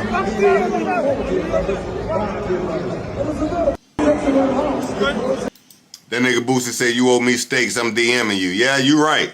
Cause any other time you wanna play with him like that, I ain't gonna lie. You owe me motherfucking steak. I'm scared of All right, Boosie. Boosie is on FaceTime with his lawyer. Okay. All right, Boosie. What you say? Drew, I'm injured. Jalen Brunson just broke my leg. Why they always run me over on the sideline? All right, Boosie. All right. Cool. Cool, man. Cool. Let's keep it moving, family. All right. Where we going next? We might go ahead again to the Jay-Z interview. We ain't hit the Jay-Z interview yet, huh? I ain't watched it either. I ain't even watched it. We still got some Meg and Clay. Yo, I gotta go get me another Red Bull. Family, lock in. We going up. All right, we got some shit to discuss. All right. So let me see here. All right, boom. Lock in with this. Give me 2 seconds. I'll be right back. I'm over there. Family, Talk aside. y'all think I should start talking sports more? I don't really talk a lot of sports because I don't watch sports the way I used to. The only thing I really watch now is golf. It's kind of crazy. I don't even really watch that no more. To be real. I don't be having the time. All right, so family, Jay-Z has released a new interview with New York Times, and I'm interested to see what he's speaking about. Let's have a real reaction to it right now. I haven't watched it. Let's break it down together, family, okay? Like in with your boy, please, family. Drop a little like for your boy, man. Let's have some fun, okay? Let's get it. The first time I wrote a rhyme that I thought I could do it was, I'm the king of hip-hop, renewed like the Reebok, the key in the lock with words so provocative. As long as I live, I'll be... When I caught that pocket, I was like, oh, I got this. Save me. The New York Times Magazine met with Jay-Z, one of the artists on our list of the 30 greatest songwriters to talk about his craft. Do y'all want to see the list? Let's look at the list real quick. What was that again? New York Times greatest songwriters. Let's check that list out. New York Times greatest songwriters. Let's see what this list is talking about. All right. Let's check it out. Okay, we got it. The 30 greatest living American songwriters. Let's check this list out, family. All right. Who do we got? We got Nile Rodgers coming in at number 9. Hold on, let me get back on the other side. Coming in at number 9, Nile Rodgers, okay? The titles tells the story, Good Times, I Want Your Love, Lost in Music, Everybody Dance, My Feet Keep Dancing, Dance, Dance, Dance. Okay, I know some of these songs.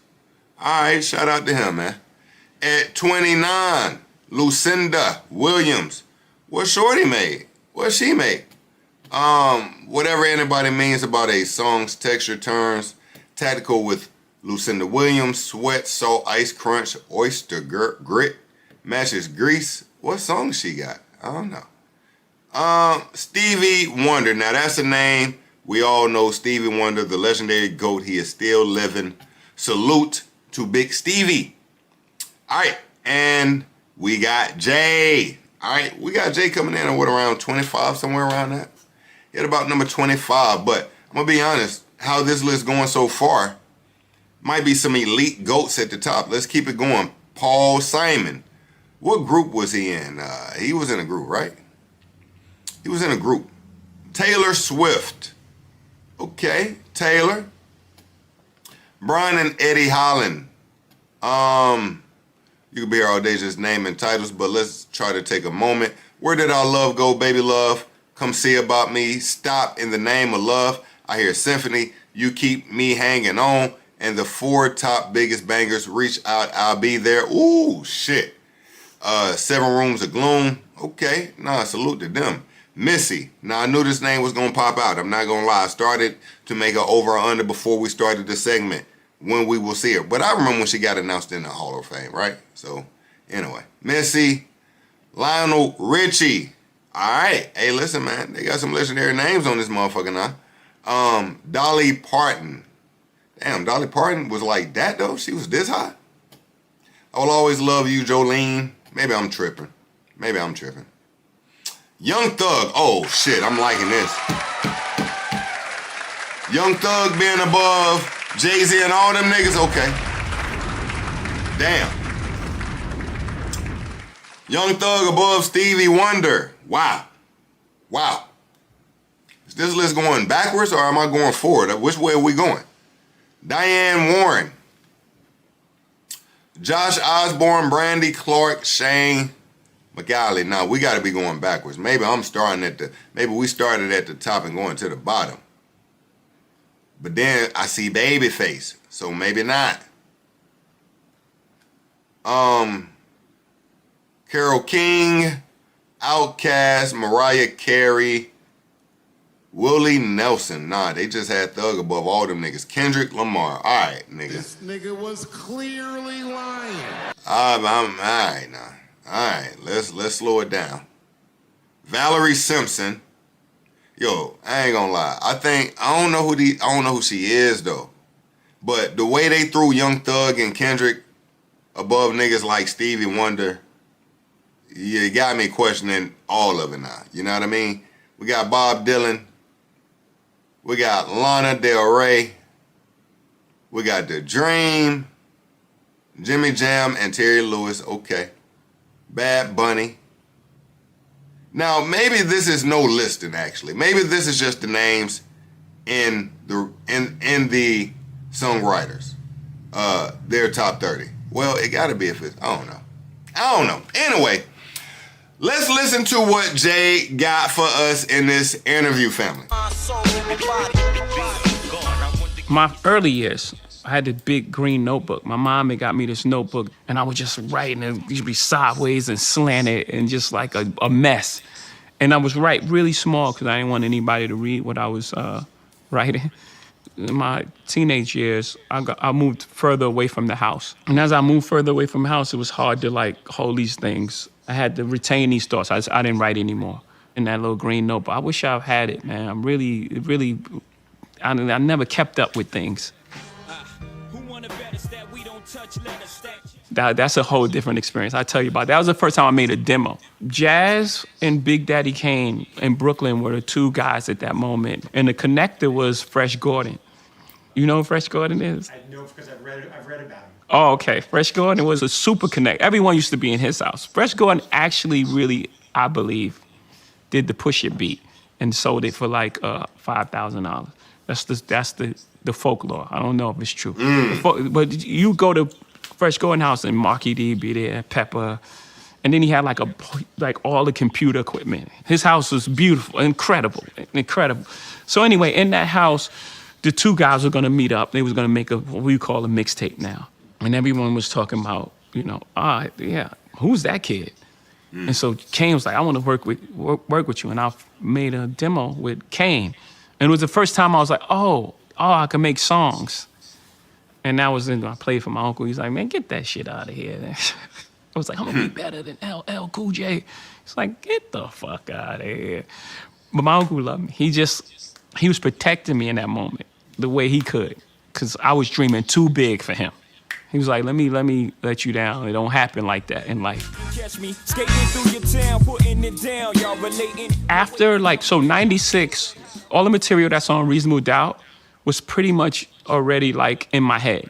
The thing about that album is the freedom in it and how naive I was. I didn't know anything about the music business. I wasn't trying to make the greatest song or, Streets is watching. The third verse is like 68 bars. It's not like 16 structured bars that I know is like be palatable for the audience. What I was thinking during Reasonable Doubt was when my guys hear this, it's gonna be like their mind's gonna be blown because we just left Vegas and this tells the story of our whole trip. They're gonna go crazy. This story that we just completed and now we're back home, they're hearing on wax. That was it. I was trying to make music for guys who were in the street and living just like us, to have like a soundtrack to, you know, the emotions that we were dealing with. Not just like the highs, not the Lexus and thing. That was part of it, yes. Right, that's the eye candy, the Lexus with the TV set. Family, and I gotta interject for 1 second. As I'm listening to Hov speak about music, it just reminds me how fire he really is in music. Let me tell you what the problem is, family. No, for real. Let me tell you what the problem is, family.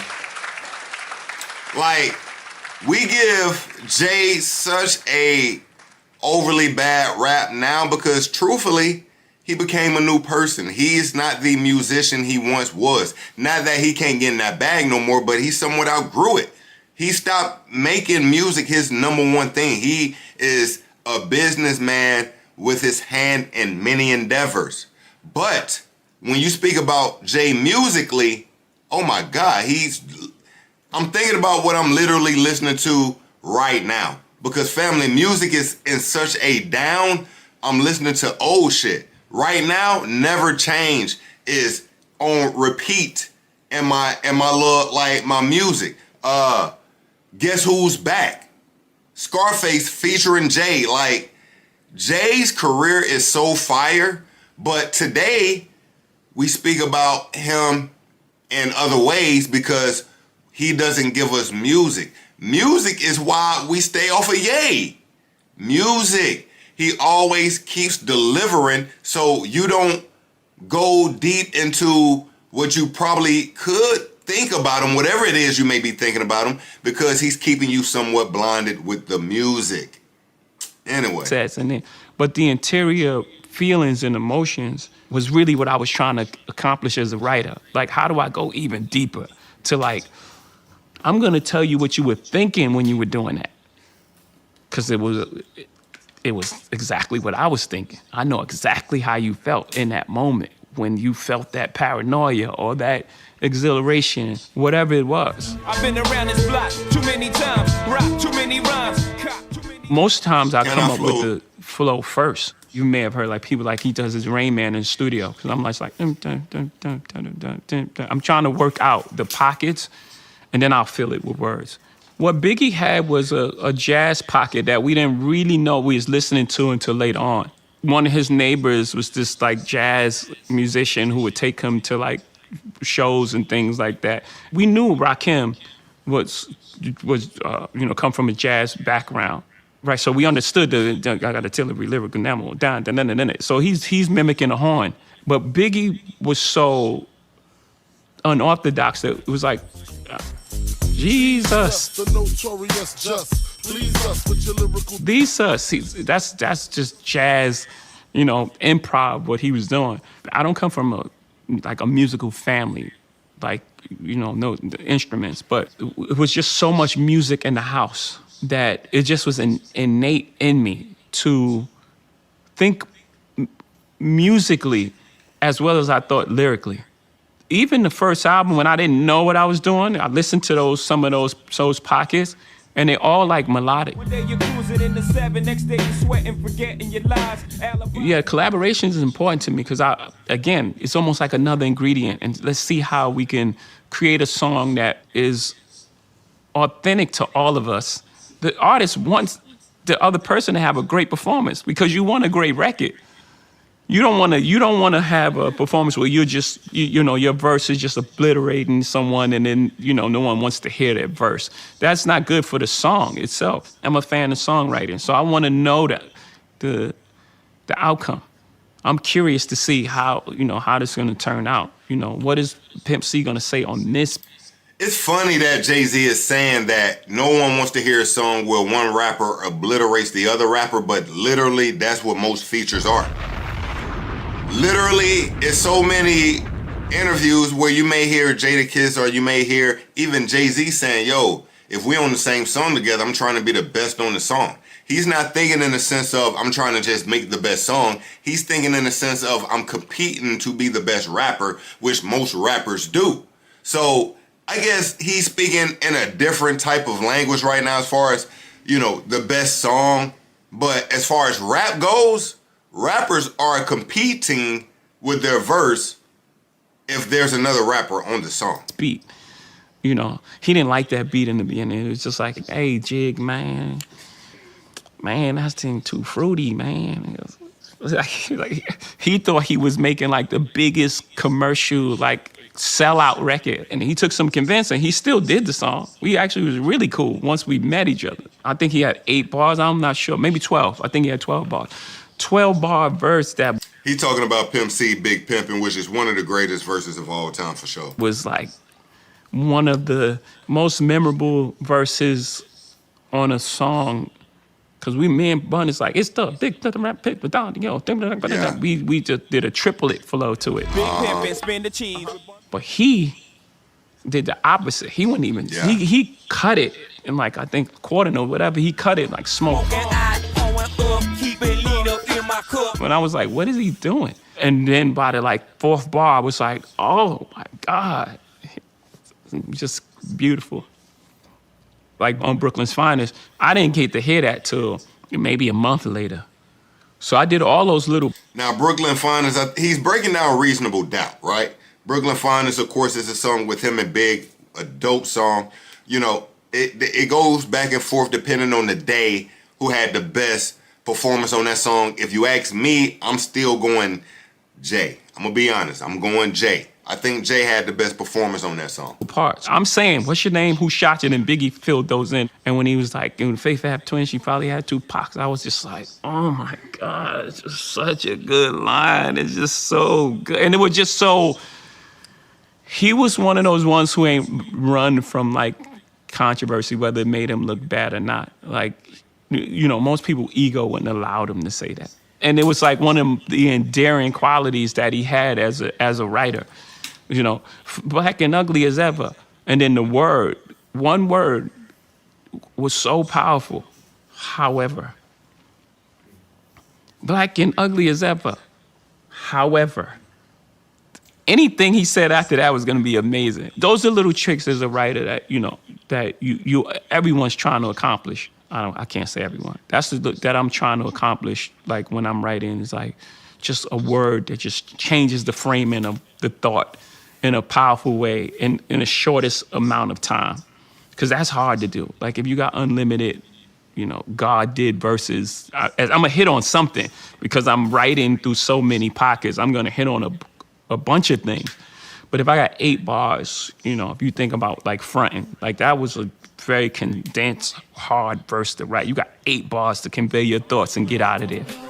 Every time your name was brought up, I would act all nonchalant in front of an audience like you was just... You know, those is when you got to sit down and really just like, you know, make sure every measure counts. Guess who's back? It's a challenge for the pen, like when you're creating for someone else, and especially people that you respect. You know, Dr. Dre, I grew up obviously a fan of him and Snoop. You know, this is Dr. Dre coming off, you know, leaving Death Row.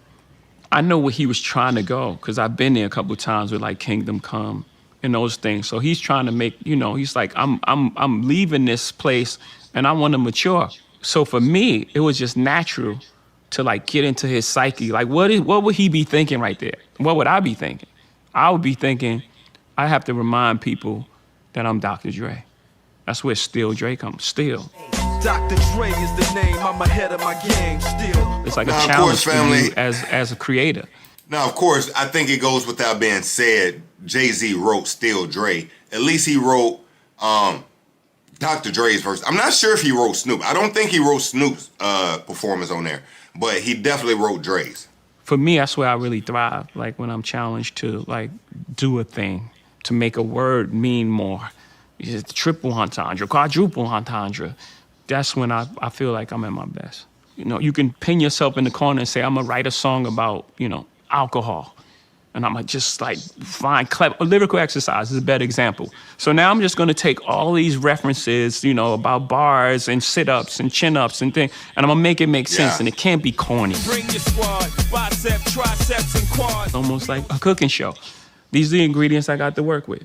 I'm making this type of meal, and I have these sort of things, and that's it. You take one of your arms and you tie it behind your back. That's a a challenge. But it's a challenge as a writer that you relish and you want. What good is a menage a trois when you have a soulmate? 444 was, I mean, the toughest thing I had to write. And not lyrically, not the greatest metaphors I've ever created, but like the vulnerability and the honesty and transparency. That's hard. Now I could go for that. I can go for that. That's a difficult thing. I suck at love, I think I need a do-over. I will be emotionally available if I invited you over. But to do it for the entire album and to sit in that and like talk about real subjects and real talk about, you know, how your kids are gonna feel, and you know, at some point you're gonna have to sit down and speak to them, and all these different topics. That was the most difficult album that I had to write. The Niggas in Paris, I think that as a writer, those are like some of my best moments, some finest moments for me, most rewarding. I wouldn't say best. My most rewarding moments is to make something that people just dancing to, having a good time.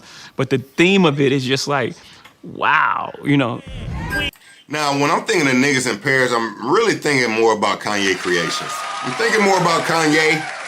I gotta be real, that's more of Kanye's genius leaking out and you getting some of that. That's a fact. It still has the connotation of racism in it, how people look at you, and we know about the French relationship with Africa and their money and blah, blah, blah. There's a lot of deep things that's happening at one time. You mentioned like story of OJ. It's like this idea that once you've attained the success, you're a different person. Like you walk in as a different person. And I believe like OJ got to a point where he thought he was bigger than race. And he was like, no, I'm not black, I'm OJ. And it was like, okay, right? Because the moment you're not OJ, we're gonna see how that ends, right? Whereas, you know, myself, I show up as myself.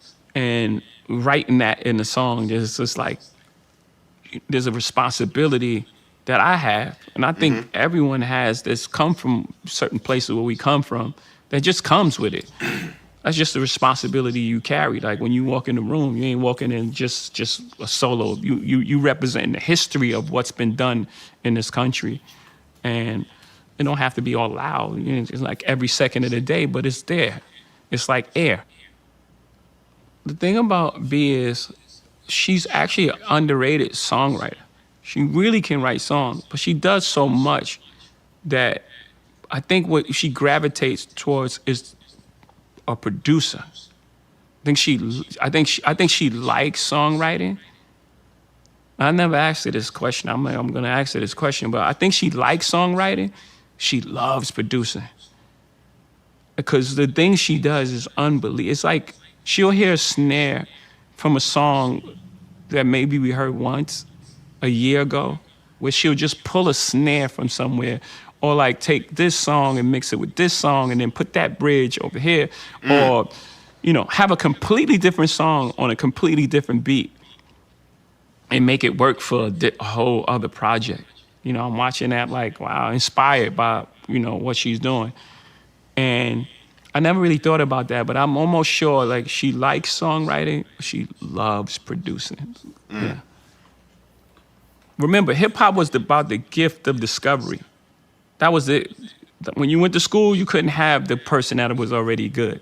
You have to say, yo, I got the new tape of somebody you never heard of. And it actually told the story of you.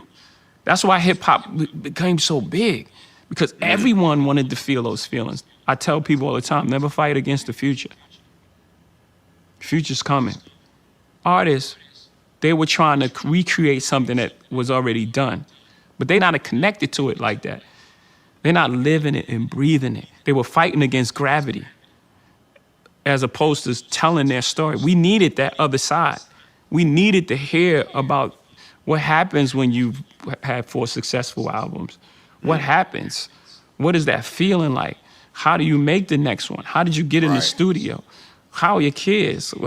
How do you interact with them as this hip hop dad? But if you're trying to make young... I'm not gonna lie. If you're a songwriter, he's really giving up the sauce. He's giving up the sauce. It gotta be from a genuine place. That's what he's basically saying. It gotta come from a genuine place, and it will connect with the audience. That's what he's saying.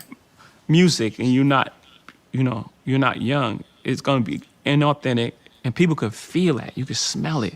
So the best thing that anyone can do, like going through music, is to tell their story, and just keep creating from that space.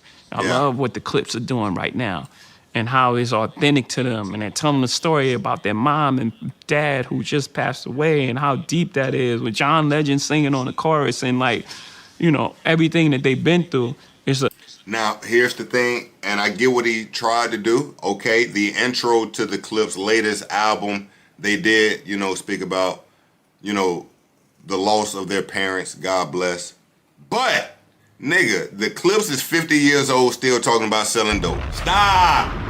These niggas is not updating their raps and telling us about, you know, the shit they really doing today. They still giving you these imaginary coke lines. They are. Now, again, I will give them that. Yeah, the intro, they did speak about the fam. But other than that, it was Mike Tyson Blow to the Face, which is a fire song. I got to be real. The authentic display, a piece of classic material that it could have came out 96 or come out 2026. It still feels the same because it's real and it's authentic to who they are. You was tired but not ready to go. Basically was dying without letting me know. After Black Album, it was more so like, what do I want to say and what do I have to say? And what's the challenge in the writing? Success hasn't changed my approach to making music.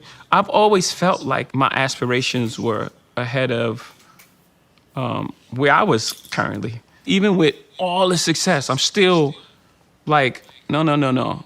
This is where we belong. This is our place. I'm just 2 years ago was like fighting with the NFL to put Dr. Dre on. It's not fighting, but like convincing. It's like, y'all 30 years too late. Like, this is supposed to been happen. That emotion was from the first album to now. That fight to say, we're here, this is what we're about, and we're gonna get there, and this is what we deserve. Like I said, those are the ingredients that go in the song, whether it be about, you know, a big yacht or the Lexus, bragging about money. Those are just props. That's not the engine. That's not the emotion that my music is running on. But once you get into the interior of the song, what you're hearing is the same thing you're gonna hear from, you know, someone who has some integrity, morality, questions about religion, questions about who you are as a man, relationships, your legacy, your children, the fears that they're gonna have, you know, whatever karmic debt that you put out there, and how, you know, that's gonna affect your family. Those are the real themes. My locations have changed, but who I am as a person and what I believe in, none of that's changed. Things I believe to be true, maybe young, I don't believe so much. You know, a lot of street codes and things like that may have messed with our emotional intelligence. You know, money over hoes. That's a terrible concept. Yeah. It sounds good. So yeah, some of those things change, but the foundation of the struggle, you know, our fight to be recognized in a country that doesn't see us in that light. Those themes and emotions, I still try to convey them. Long as the villain wins, I spin Japan yen. Damn, yo, I ain't gonna lie. W interview. This is a dope interview. Dope interview. You know, I always like to hear any, you know, top musician break down the art, the style of songwriting, tell us stories from the past. This was dope. Shout out to Jay. Now, one thing, family, that I do want to mention, Jay-Z had on a watch, if you noticed, family. That watch was worth $5.4 million. Pretty sure I posted it. Let's see here. I'm pretty sure I posted it. If it ain't already up, it's gonna go up. I may have not posted it yet. It don't look like I did yet, have I? Let me see here. All right. See, I'm gonna let y'all into the kitchen a little bit. You know what I mean? I'll be scheduling post.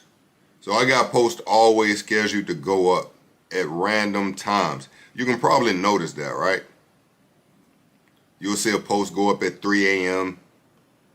Right here, right here. All right, so let me see here. There it is. I knew I had it. All right, so this post will go up. Actually, I got this going up May 3rd at 4:30 in the morning. A closer look at the watch Jay-Z wore for his New York Times interview. Extremely rare Patek Philippe Grand Complication. Sky Moon. Turbulent price. $5.4 million. Damn. Yikes. This nigga got generational wealth on his wrist. Alright. Dope. Okay, let's get out of there. I'm letting y'all in too much. Let me get out of here. I don't want y'all to see everything that's, you know what I mean? I got some shit coming though. Just you wait. Trust me. Alright? Okay, so let's keep it moving, family. We are not done. No. We definitely got more. We definitely got more. Let's give you an All-Star JR update. Family, All-Star JR has been denied bond. All-Star JR has officially been denied bond. He's currently facing up to 15 years for the shooting of NBA Ben 10. Now, family, we went over this last stream.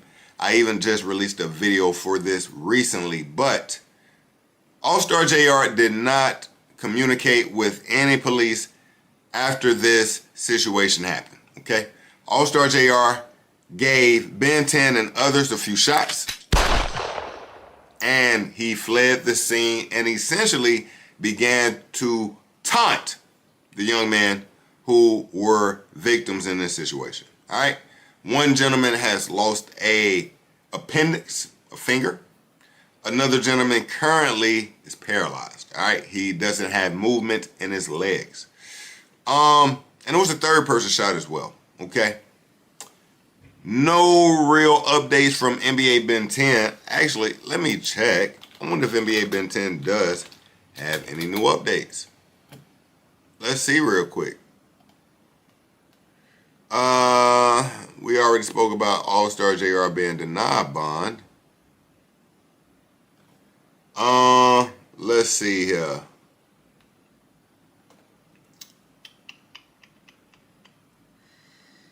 All-Star JR, NBA Ben 10. It don't look like we have any new updates. Of course, again, we covered this last stream. According to hospital officials, NBA Ben 10 did not have feelings in his legs as of April 15th after the All-Star JR shooting in Houston. Crazy, man. Young gentleman. Let me see here. Okay. Nope. No Ben 10 update currently. So, family, we will keep you up to date if we do get any more All-Star JR NBA Ben 10 updates. Pretty cool. Let's keep it going. We got some Money Man shit, but we gonna keep it moving. Before that, we gotta get, family, we gotta get to this Boston Richie story. Family! Boston Richie ex-girlfriend is giving us the tea. Now, I don't know if this tea is hot. I don't know if this tea is real. I'm gonna give you my thoughts on it, of course, but before I give you my thoughts, let's see what's going down. Now, family, this is a crazy one. This is a crazy one. Can I even show this on stream? I'm not sure. When I cut the video, I'm gonna have to blur this. I'm gonna show it for a second, though. All right? Boston Richie's ex-girlfriend exposed him for allegedly being gay after he dissed her in a new song. She states, "You had me cosplaying as a man in the bed?" What? Chanel for Chanel. Hashtag, nigga, you gay. I told you, don't speak on me knowing you had me cosplaying as a man in the bed. Must have thought I was joking this time. Keep my name out your mouth or I'ma drop the rest. Boy, she said keep my name out your mouth, nigga. I heard Will Smith. The fuck? That's what Will Smith said. Hit that nigga with the. I'm out here. Hit that nigga with the. Keep my wife's name out your fucking mouth. Hit that nigga with that. Yo, I gotta show the slap on the low. How can I show this without showing the slap? Yo, this is crazy, family. What world are we living in? Chris Rock was hosting the Grammys and Will Smith smacked the shit out of him. The fuck? Yo, this nigga Chris Rock, I gotta make sure this shit in HD. This the best quality y'all got? Yo, Chris Rock thought it was all jokes. Oh, wow. Wow. Will Smith just smacked the shit out of me. Keep my wife's name out your fucking mouth. Wow, dude. Yes. It was a G.I. Jane jump. Keep my wife's name out your fucking mouth. I'm going to, okay? Boy, Will was finna snap. I ain't gonna lie. Will was finna snap. Hey, look. When I read that, keep my name out your mouth, I'ma drop the rest. Now, I gotta hear Boston Rich's song. I ain't gonna lie, Boston. What? Listen, you might have set yourself up for this. Now, family, let's be honest. Most girls, y'all break up, they start saying you gay. We done heard that before. We done heard that before. We have heard that before. All right, so it's like, because if he gay, you was, because family, did y'all see what this was? Like, I tried not to say it, but look at your screen. Family. Oh, shit, you looking at me. Look, family, what in the? What? Now, here's the thing. She acting like this was something, hold up, she dropped this. Now, this at the store. This still at the store. You see the sign at the bottom, you must be 21 plus to purchase tobacco. Of course, that ain't tobacco, but that lets you know she at the store. All right? Wait a minute now. What's the text messages? Now, we got a Bay, you on the way.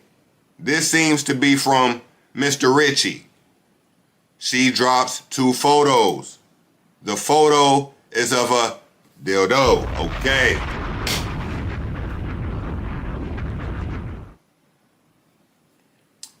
Shorty said, just got it. Boston says, which number Isaiah get here now? I don't know. Now, could she be making up this text? Could this be a fake text? It could. But that's not fun for this current story.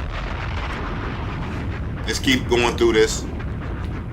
This motherfucker was $142? What? You paid $150 for a scrap-on? The motherfuckers cost that much? Yo, I wonder how much them edible panties meat got cost. How much some edible panties cost? Edible panties price. Hold up, because y'all might throw my email up or some crazy shit. Edible undies, hold up. What in the Amazon is this? All right, I ain't signed in. Let's see here. All right. Some edible panties. $24, $25. What we got going on here? Let me click on this. Yo, yo, my ass is cooked. God damn, what am I doing? My ass is cooked. All right.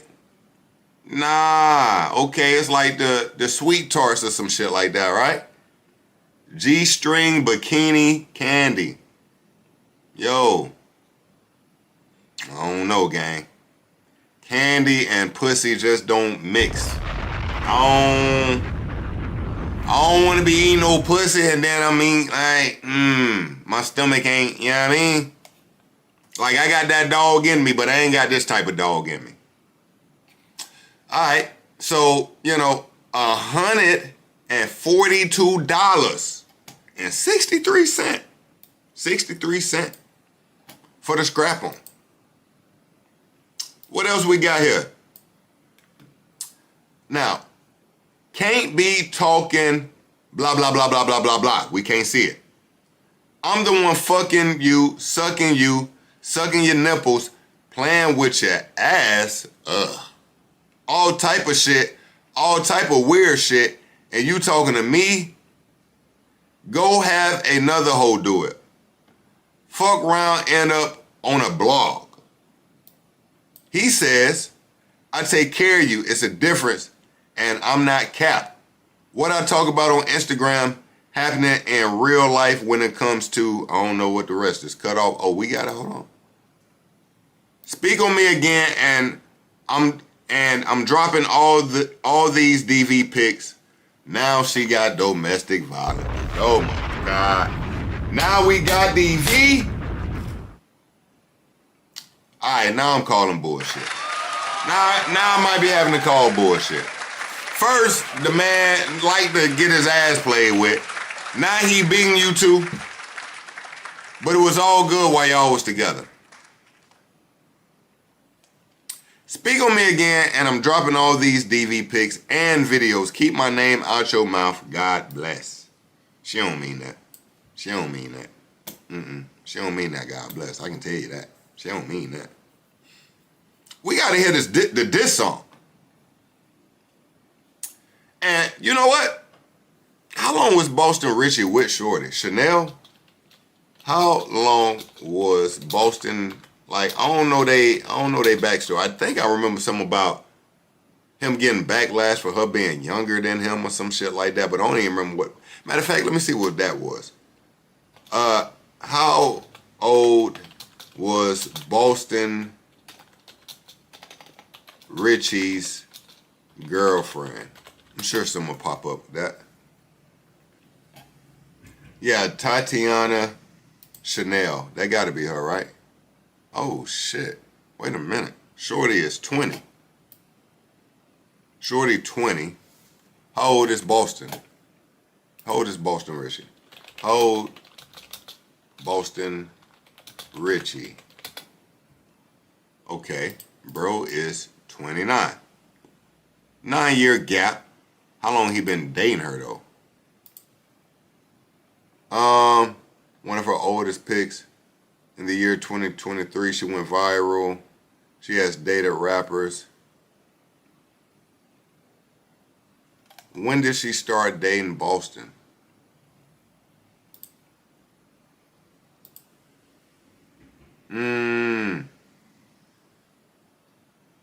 Let me see. When did Boston Richie start dating, what's her name, Chanel?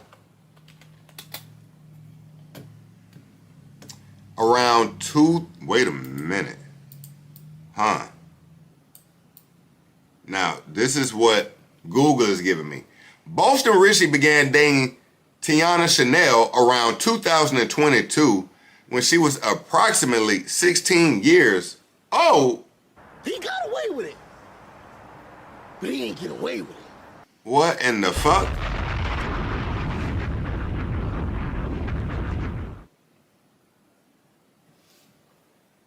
Tatiana Chanel, a Miami-born social media influencer and model, rose to prominence through her TikTok and Instagram content.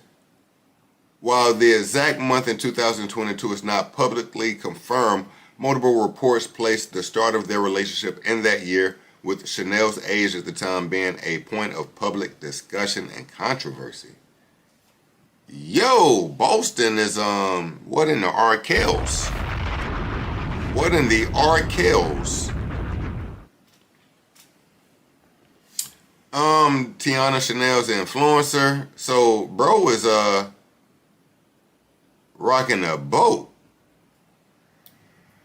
Bro was rocking the boat.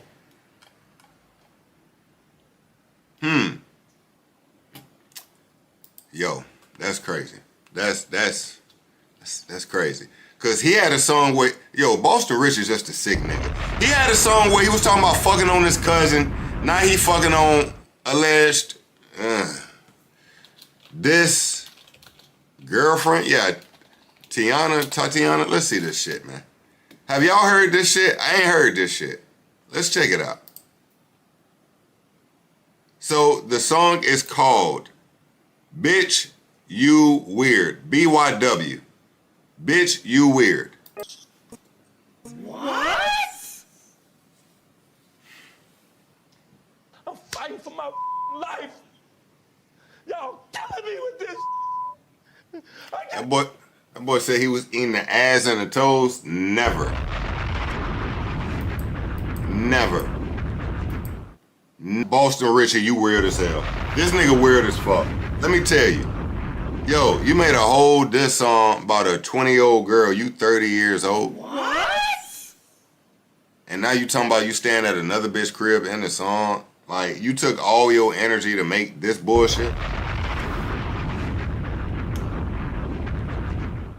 This nigga weird for real. Nah, this nigga, this shit, the song made me see the Uno reverse card. Boston Richie, you weird as hell. Yo, y'all remember when this nigga said he was fucking on like his cousin? Boston Richie, hunching. No, this is the craziest search ever. What he said that shit on? Wasn't it like on the XXL? I cannot just search that in my Google.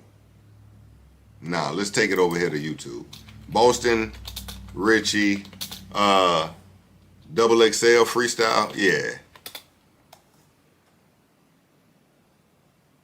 Where he at?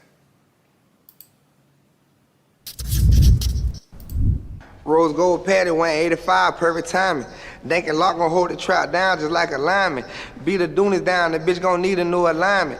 Shoot if it go down, nigga. On JB rhyming, I don't pop the nigga bubble. That man nigga, he tried to pop it. Got your chain in your car too. Nigga, your ass blocking. You know I phone pumping, or I hit the club and call that. Nah, this might not be the one. Boston Richie says yo, this is crazy.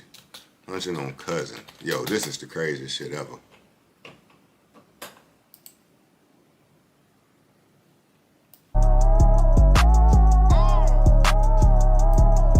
Can't make no moves without my brother. Niggas hating on them boys. Say they rich off bubble. I'm on some roster shit. Fuck your daddy, fuck your mother. I'm trying to fuck on this little sister. Lie say I love her. I told you I was gonna get you back. That's a triple double. Always been a freaky jit. Trying to fuck my cousin under the cover. What? Again. I'm fighting for my life. Y'all killing me with this. Well, what the hell you just said? I was gonna get you back. That's a triple double. Always been a freaky jit. Trying to fuck my cousin under the cover. Slide. Boy, that boy here need to be right next to goddamn Kels, man.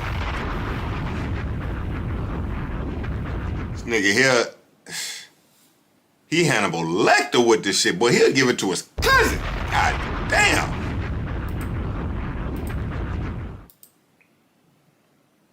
Boston. Hey man, Boston Richie, I ain't gonna lie to you. You might actually like your booty play. I ain't gonna lie to you. I'm riding with Shorty. Cause you said you was a little freaked out nigga trying to hunch on your cousin. This little 20-year-old, you eating her ass and sucking on her toes like you fucking her life up. Man, take your grown ass on somewhere, man. You gotta go on somewhere, man. They gotta throw that glass away after your ass done sipped out that motherfucker. All right, Boston. This is crazy. This is crazy. All right. What else? Let's see here. Let's get back to Twitter. What else we got? Yo, man. Have y'all seen Adrian Broner and this guy Dean streaming family? Yo, this shit has been a train wreck. So family, Adrian Broner has been popping out doing streams with a guy named Dean. Now, Dean went viral for all the wrong reasons. He got smacked once by a guy, and another guy hit him with an elbow when they were just out at the bar, and Dean could have been somewhat disrespectful, okay? Well, now Dean has been bringing AB onto his streams, and family, AB is looking bad. He looking bad, family. I ain't gonna lie to you. let's check out some of the clips we've been seeing. Now, I'm going to be honest, Dean is not a guy I like either. You know, I don't like his attitude. He one of these guys who trying to get all the clips in the world.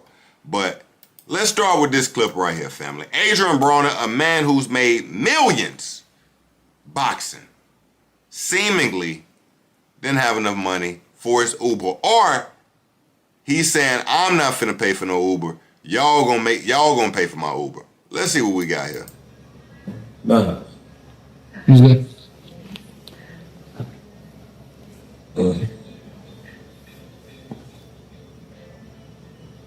Marvin. Marvin.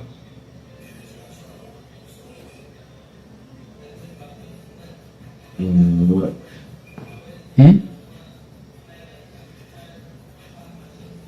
Want me to let him know? Or you can get it back. I'll make sure you get it back. Nah, he ain't have it. Bro saying, yo, I'm gonna make sure you get it back. So is bro showing him the money in his account right now? Or did he just show him like Uber, like, bro, I need you to get this for me? I don't got bread. And then bro saying he ain't got bread. So now he kind of outed it to the public. Damn, AB. God damn.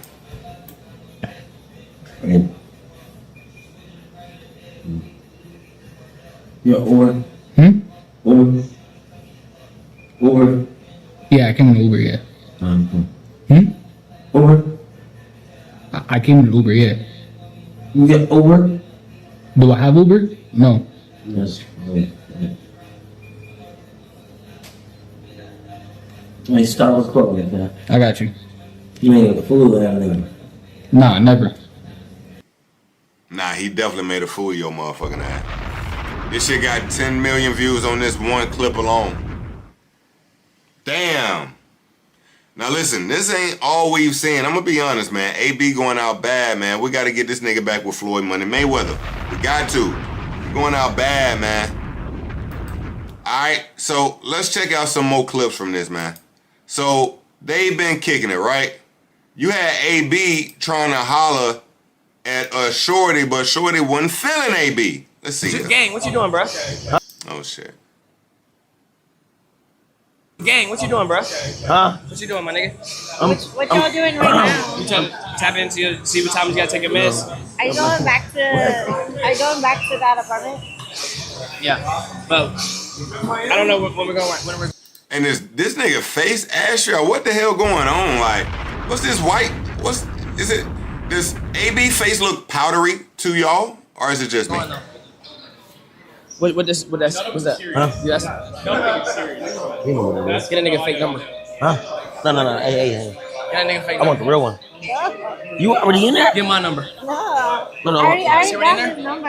No. It's cool. It's fine. This what you said. What is it? You should say it. Thirsty, gang. He got water. He's still thirsty. Fuck, Listen. We could be besties. Listen. We could be friends. That's what I'm saying. Look, just put your number here. I'm not ready for like no relationship. Okay, and okay. shit, but, like, That's what I'm saying. I'm gonna text you in the morning. Good morning. Hope you ran this morning and stuff like that. I do. That's what I'm saying. That's what. She don't need no accountability partner in there. That's what she got an alarm clock for. Listen. I ain't gonna lie. That's what an alarm clock for. I ain't gonna lie, cuz. You know alarm clock? My feet hurt so bad, bro. You stepping on niggas' toes, gang. All right, let's go through some more of these clips, man. That was the best one of these.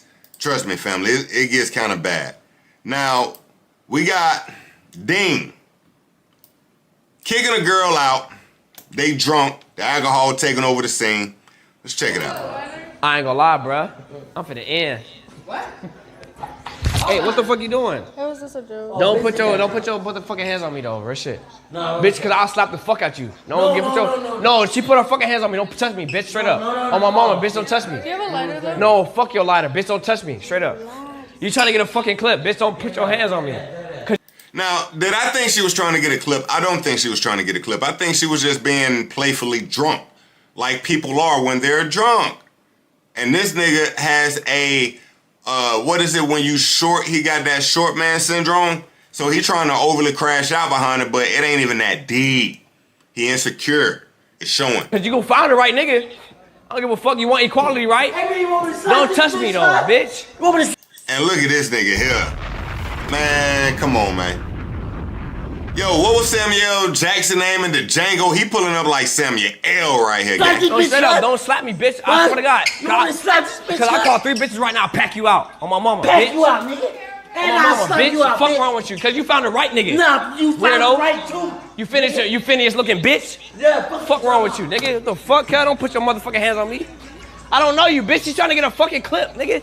I hate these hoes, man. Get the fuck out my motherfucking house. How about that? What to get your fucking shit, get the fuck out. On me, get the fuck out my crib. Straight up. Nah, bitch, get out. I'm on mama. You know, I'm not trolling, gang. Get the fuck out my crib. Fuck the cameras, nigga. Fuck the cameras. Yeah. Hey, get the fuck out, straight up. Fuck the cameras, get the fuck out my crib. Now, it go from this. Shorty was trolling him all the way out. She said, can I please get a lighter? Yo, Shorty trying to smoke. But it goes on. So now, the guy who was sitting at the table at the end of the video seemingly was recording the altercation, and Dean starts crashing on him. Hey, hey, what you mean you Nigerian though? Don't be touching me. Delete Hey, it, don't be gang. hey. Oh, you delete the shit. Delete It's on it. your phone. Delete it, gang. Oh yeah.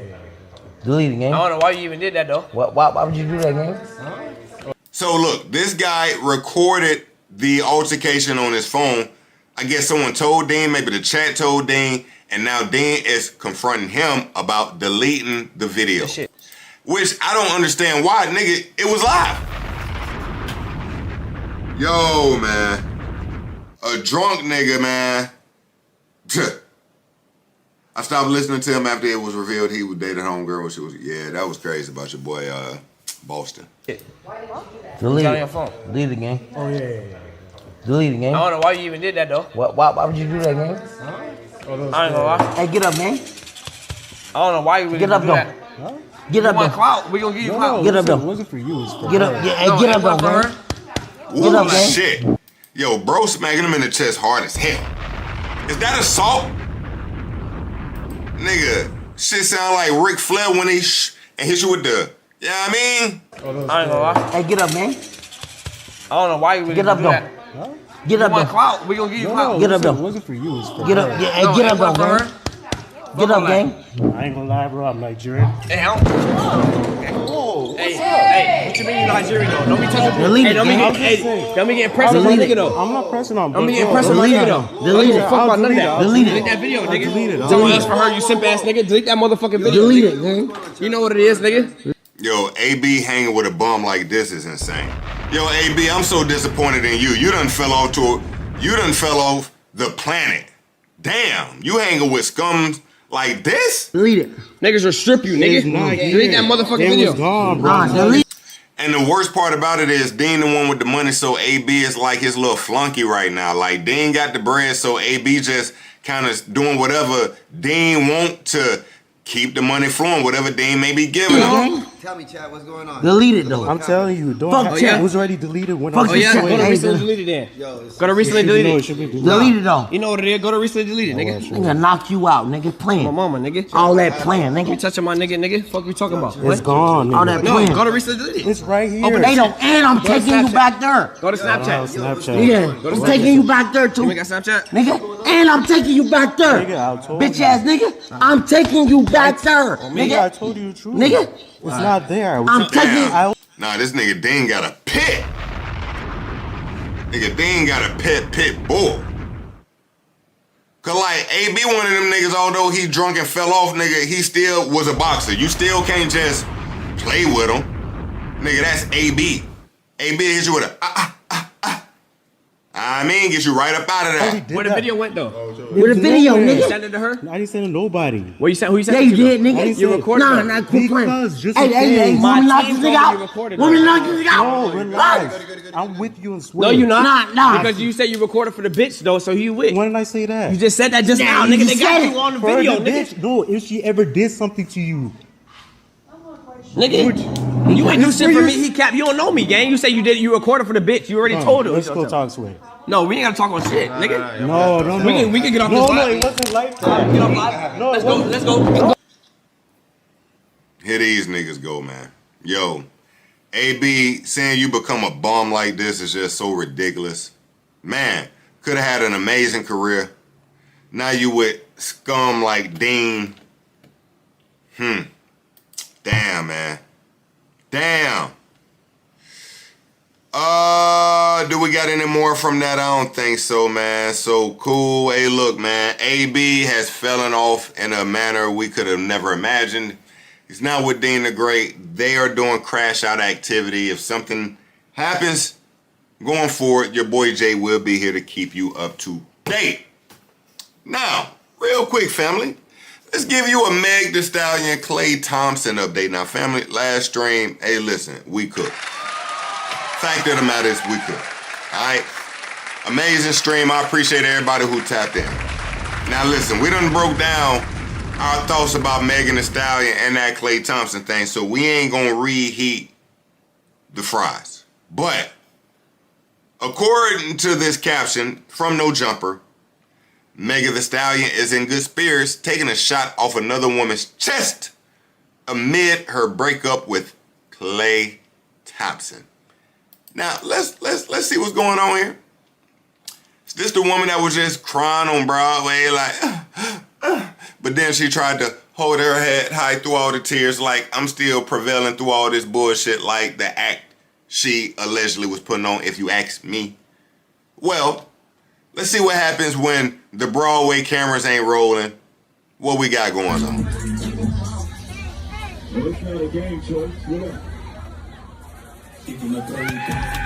Oh, okay. So, look at this image here. Wow. Wow. Opposed Meg may know all too well, allegedly. She may know this pose right here all too well, allegedly.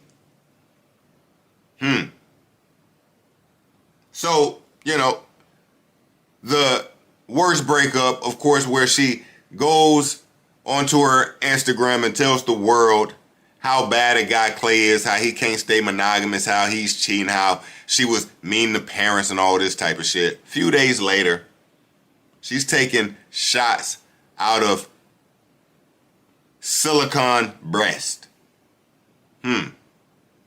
Okay. Okay. Okay.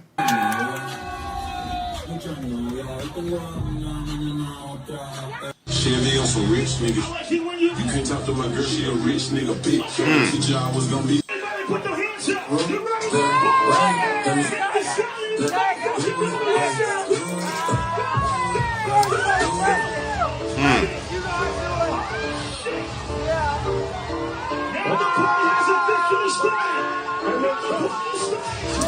All right, so we got Meg in the club taking shots out of women's breastises, and you got to be careful because we've been getting updates that Klay went live. Now, there were some updates saying Klay went live initially. Those were fake.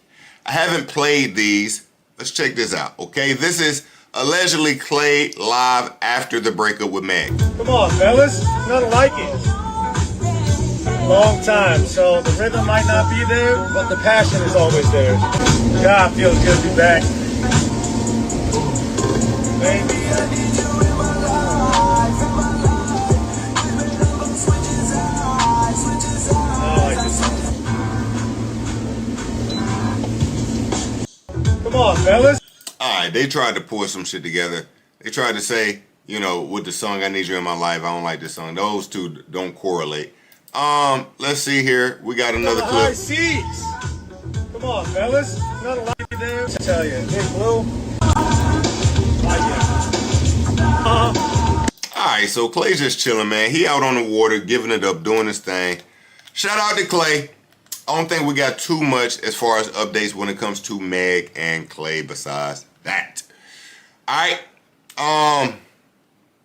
Yo, I gotta pee again, gang.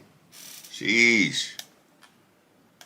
What else we got? We got a few more. Yo. That's a funny story. I kind of do want to cover that too.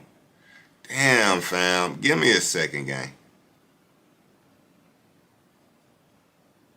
All right. Hold on.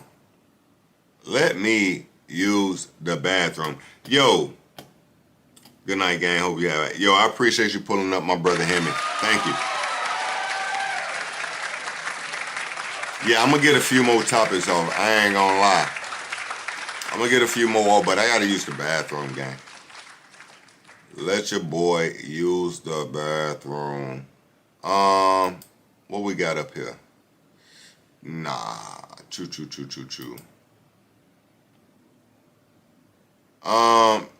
Yo, I fuck with bro. I ain't gonna lie, yo. I'm a nigga who fucks with small YouTubers. This nigga freestyles his ass off. I'm gonna give bro the light for 2 seconds. I'll be right back. I'm a rapper, gotta show that I be using the power when I'm snapping, okay? Gotta prove it to these people when I'm rapping. I'ma spit bars amazing. It's awesome statements. When I calculate it, there's no miscalculation. Gotta show that I be calculating with that accuracy.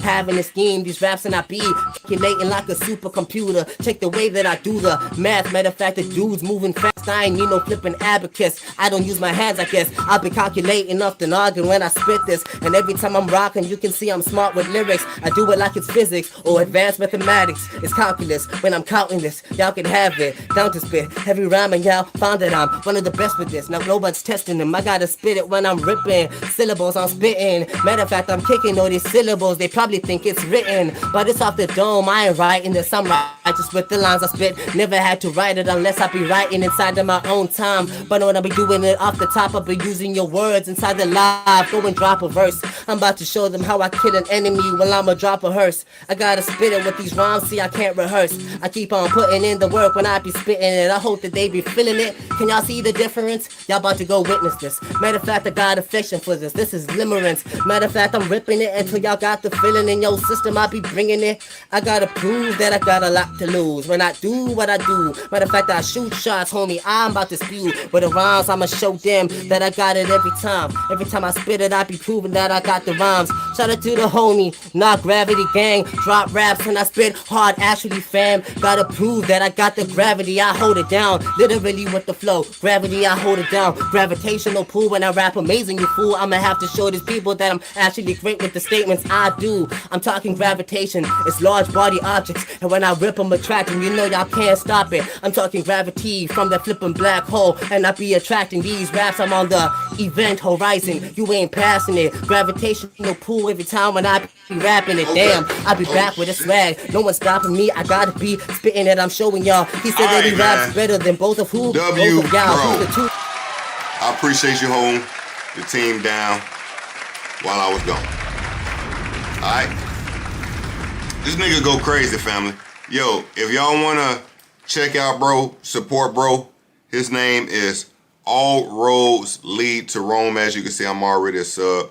I like this video as well. Family, drop a like for your boy too. Alright? Family, let's keep it moving. Okay, we just hit Megan. Alright. What else? Let's see here. Few more. Now, family, Adam22 and Money Man have been beefing. Now, it seems Money Man asked, well, let me take it back. It seems that Adam22 asked Money Man for an interview, and Money Man wanted $50,000 to sit down with him. Let's check out this story, see what's going on, family. Okay? All right, so again, Money Man asked for 50 bands. Let's see what Adam22 had to say about the situation. It's crazy how these rappers will take 50K out of the bank and take a picture with it or pose with it or whatever and be convinced that they're doing better than somebody who's blatantly doing dramatically better than them. And I say this as a person who refuses to take part in these shenanigans. I do not go to the bank and withdraw money to flex on people. I say that standing in my many, many $1 million office building that I bought with my own hard-earned money. So, you know, to anybody who's actually fooled by that, who actually like sees somebody withdraw money and flex with it on the gram, and they think that that means that those people actually got money, I mean, hey, if that impresses you, I think you're the target audience for that kind of content. As far as for me, I mean, the proof is in the pudding. I don't put myself out there like that. I'm never going to go withdraw all the money I got. I'm never going to go withdraw all the money I got in the bank. I'm never going to post screenshots of what my bank account looks like. Just trust. If I did, I could make a lot of these rappers look stupid. Now, what is he referring to? Money Man showed Adam 22 stacks of bread. Adam 22, he says, at No Jumper, nigga, F your interview unless you pay me $50K. And he shows his bread. Shut your broke ass up.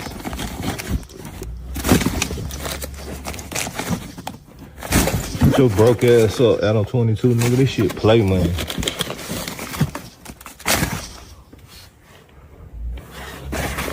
Alright, he also in the Lambo. Shut your broke ass up. Alright, it's crazy how... Let's see here.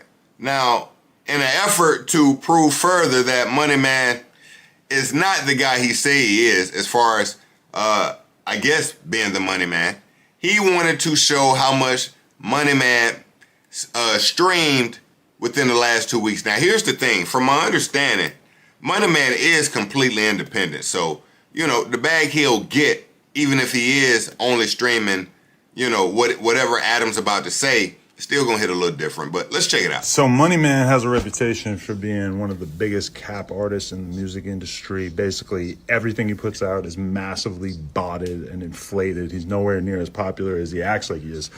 So I decided to check out and see how his latest project is doing. It's right here. It's been out for about 2 weeks. I tallied up all of the plays.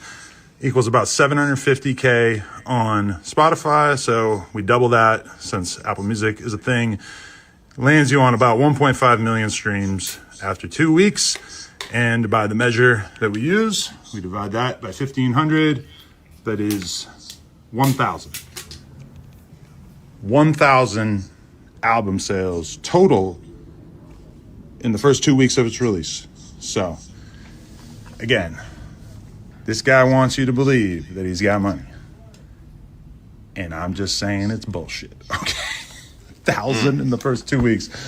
So Money Man has a reputation. Now again, the way record sales will work for independent artists versus a, you know, a signed contractor artist is totally different. But regardless, shout out to Money Man. Shout out to Adam. You know, it's obvious that Money Man doesn't like Adam 22. He asked for $50K for an interview. He don't like you, Adam. Let it go. Move on. Keep doing you. Let's hit this Blueface story too real quick. So family. Grand opening, grand closing. The same thing we've seen happen in every relationship with Blueface, we're seeing happening again. All right? Now listen. Initially, right here, Shorty, Nivea. You got to remember, family, I covered this Shorty. This is the same Shorty that was telling Blueface, who is your favorite side bitch? I've covered Blueface a few times. Let's see what pops out when I type him up here. Oh yeah, I forgot about Hazel Lee. That went quick. Let's see here, right here. Now, well, this one was more so about how Shorty looked. Let's see here. Blueface going through it. Okay. Wait, no. Blueface, new chick, loves being his side piece. So Blueface has let Hazel E go. Family, this gets more wicked and more wicked and more wicked. Women currently taking pride in just being a side. The pride in being a side. Blueface has his new chick. I want y'all to listen to how she addresses herself. Tell them how much you love your side. Tell them how much you love your side. What? How much I love what? Your sideline. You know, sideline. How much I love my what? Good looking at me, bro. How much do you love your sideline now? What we giving this white girl? I ain't gonna lie. This is kind of a little rough looking white girl. I feel you could do a little better, Blue. I ain't gonna lie to you. She got good teeth, but they probably fake. Of your sideline. See, the sides always give it away. The edges, the spotty around places. Okay. So look, Shorty has went from loving to be his side to now being pregnant, them being together. Let's see what's going on in this relationship now. Pussy on a daily. Why do I want to keep giving you kisses? Who pussy I ate? You probably ate some pussy. Bitches yesterday. ain't never said none of that. They would have been happy to say that. Yeah, I might fuck them wrong. Like the girl you just got pregnant. I might even nut in You them. ate that pussy. Now, he just got another chick pregnant? What? While he has his girlfriend pregnant. Before the gumbo. I fuck them raw. I might even nut in them on occasion. That's not. But my eating problem. pussy, they ain't never said that. That's a lie, but that's not my problem. That's your kids, not mine. Not my problem. Okay. So what you talking about it for then? You're just gonna be in debt. Why you always worried about the next bitch? You're in debt. You worried about the next nigga? You bringing up all my. Damn, Shorty hit him with the you in debt. You bringing up the next nigga. Shorty is not playing right now. She got them motherly hormones cooking like she is not with the shit right now. But that's not my problem. That's your kids, not mine. Not my problem. Okay. So what you talking about it for then? You're just gonna be in debt. Why you always worried about the next bitch? You're in debt. You worried about the next nigga? You bringing up all my old niggas? You were worried about them? You got recent bitches. I don't have recent niggas. Niggas can't post messages of what you would from yesterday, from the day before, from the month before, or anything. So what the fuck are you talking about? You try to make me look just like a piece of fucking shit. You got recent people. I don't. That's the difference. I know how to lock in with somebody when I'm in love. I don't just play around. I'm playing around. Ain't you in love? It's okay. You keep playing. It might just turn into lust. You never know. The way that I'm being treated, it's just. You don't like the way I treat you? Nah, she fighting tears right now, gang. Yo, why y'all let Blueface get this shit off? Like, Shorty was with all the shit in the beginning. And now that she's actually in that position, she don't like it, which, of course, you would expect. She was doing this. Listen, this is the one thing that I don't like the most about women. A woman will deal with a man, because I've been in this position. She will deal with a man the way the man will allow her initially to deal with her because she wants the man so bad. But after she gets the man, what got the man, she is not cool with no more. And now we having these issues. It was cool in the beginning, but now that you done caught a little more attachments, a little more feelings, now the relationship is changing. Initially, she was cool with whoever he was cracking on. It didn't matter. Oh, tell him how, look, I'm your favorite side. Like, it's this, it's that. Now that he kind of puts you in a bigger position, you going in on him. Calling the nigga broke. You know what I mean? Don't want to, like, it's different. Recent bitches. I don't have recent niggas. Niggas can't post messages of what you would from yesterday, from the day before, from the month before, or anything. So what the fuck are you talking about? You try to make me look just like a piece of fucking shit. You got recent people. I don't. That's the difference. I know how to lock in with somebody when I'm in love. I don't just play around. I'm playing around. Ain't you in love? It's okay. You keep playing. It might just turn into lust. You never know. The way that I'm being treated, it's just. You don't like the way I treat you?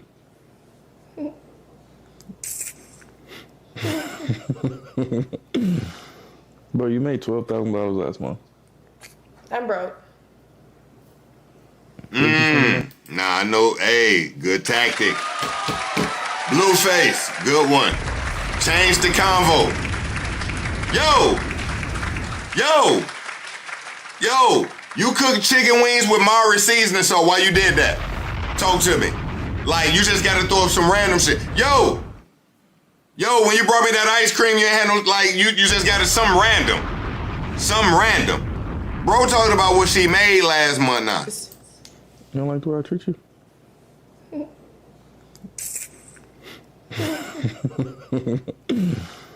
Bro, you made $12,000 last month.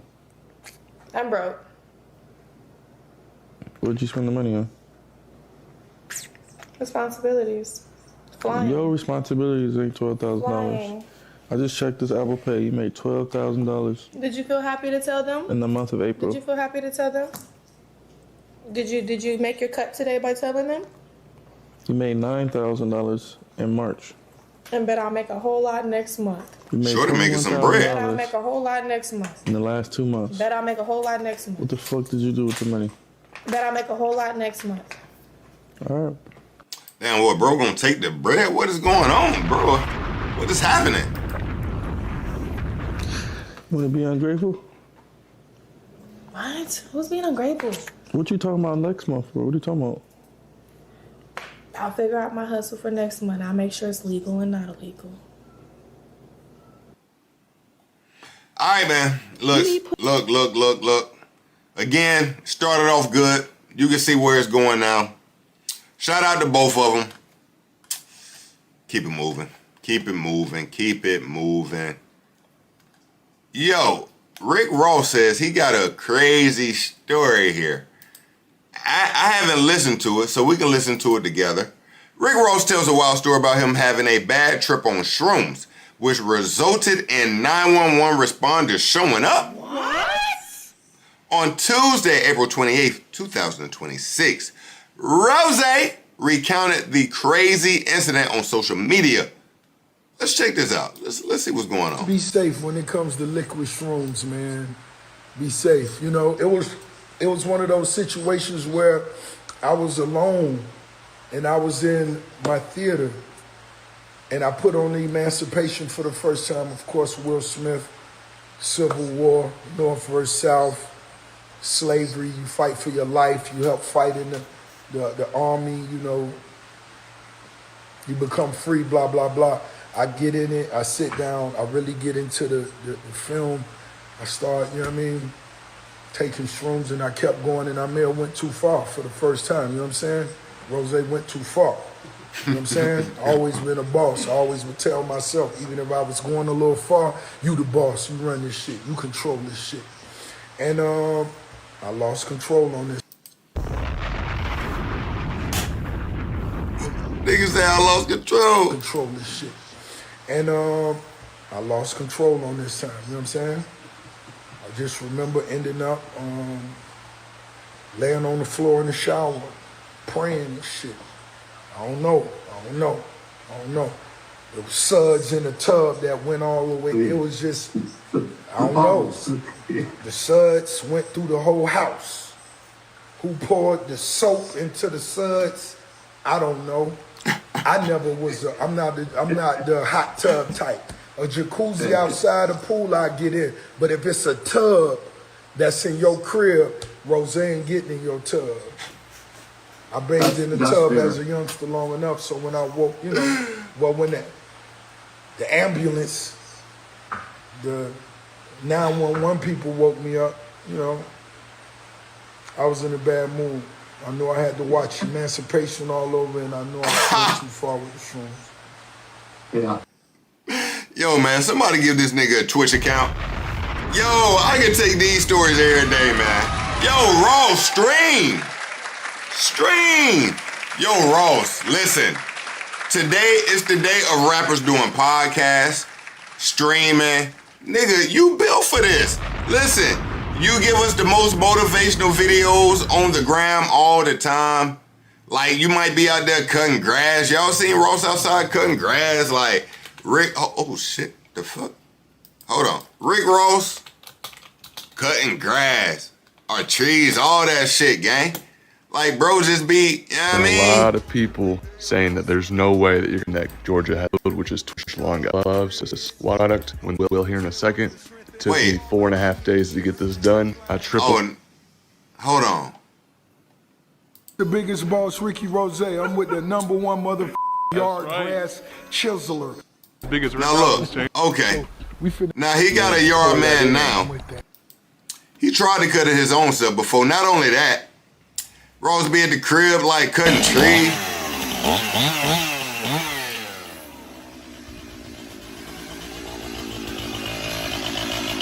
Yo, this nigga out here he working with a chainsaw and flippers. Like, hell no, man. Bro outside trying to cut trees down and some like soft bottom Yeezys. The hell? Huh? Bro, come on, gang.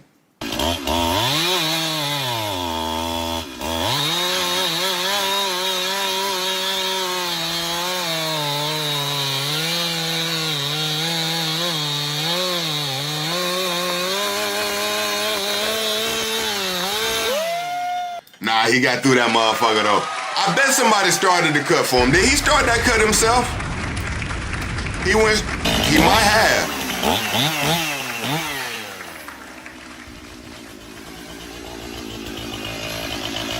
Now look, I'm already seeing one here. You know what I'm saying? They probably gave him the sauce on how to cut it. He cut it at the right angle for it to fall.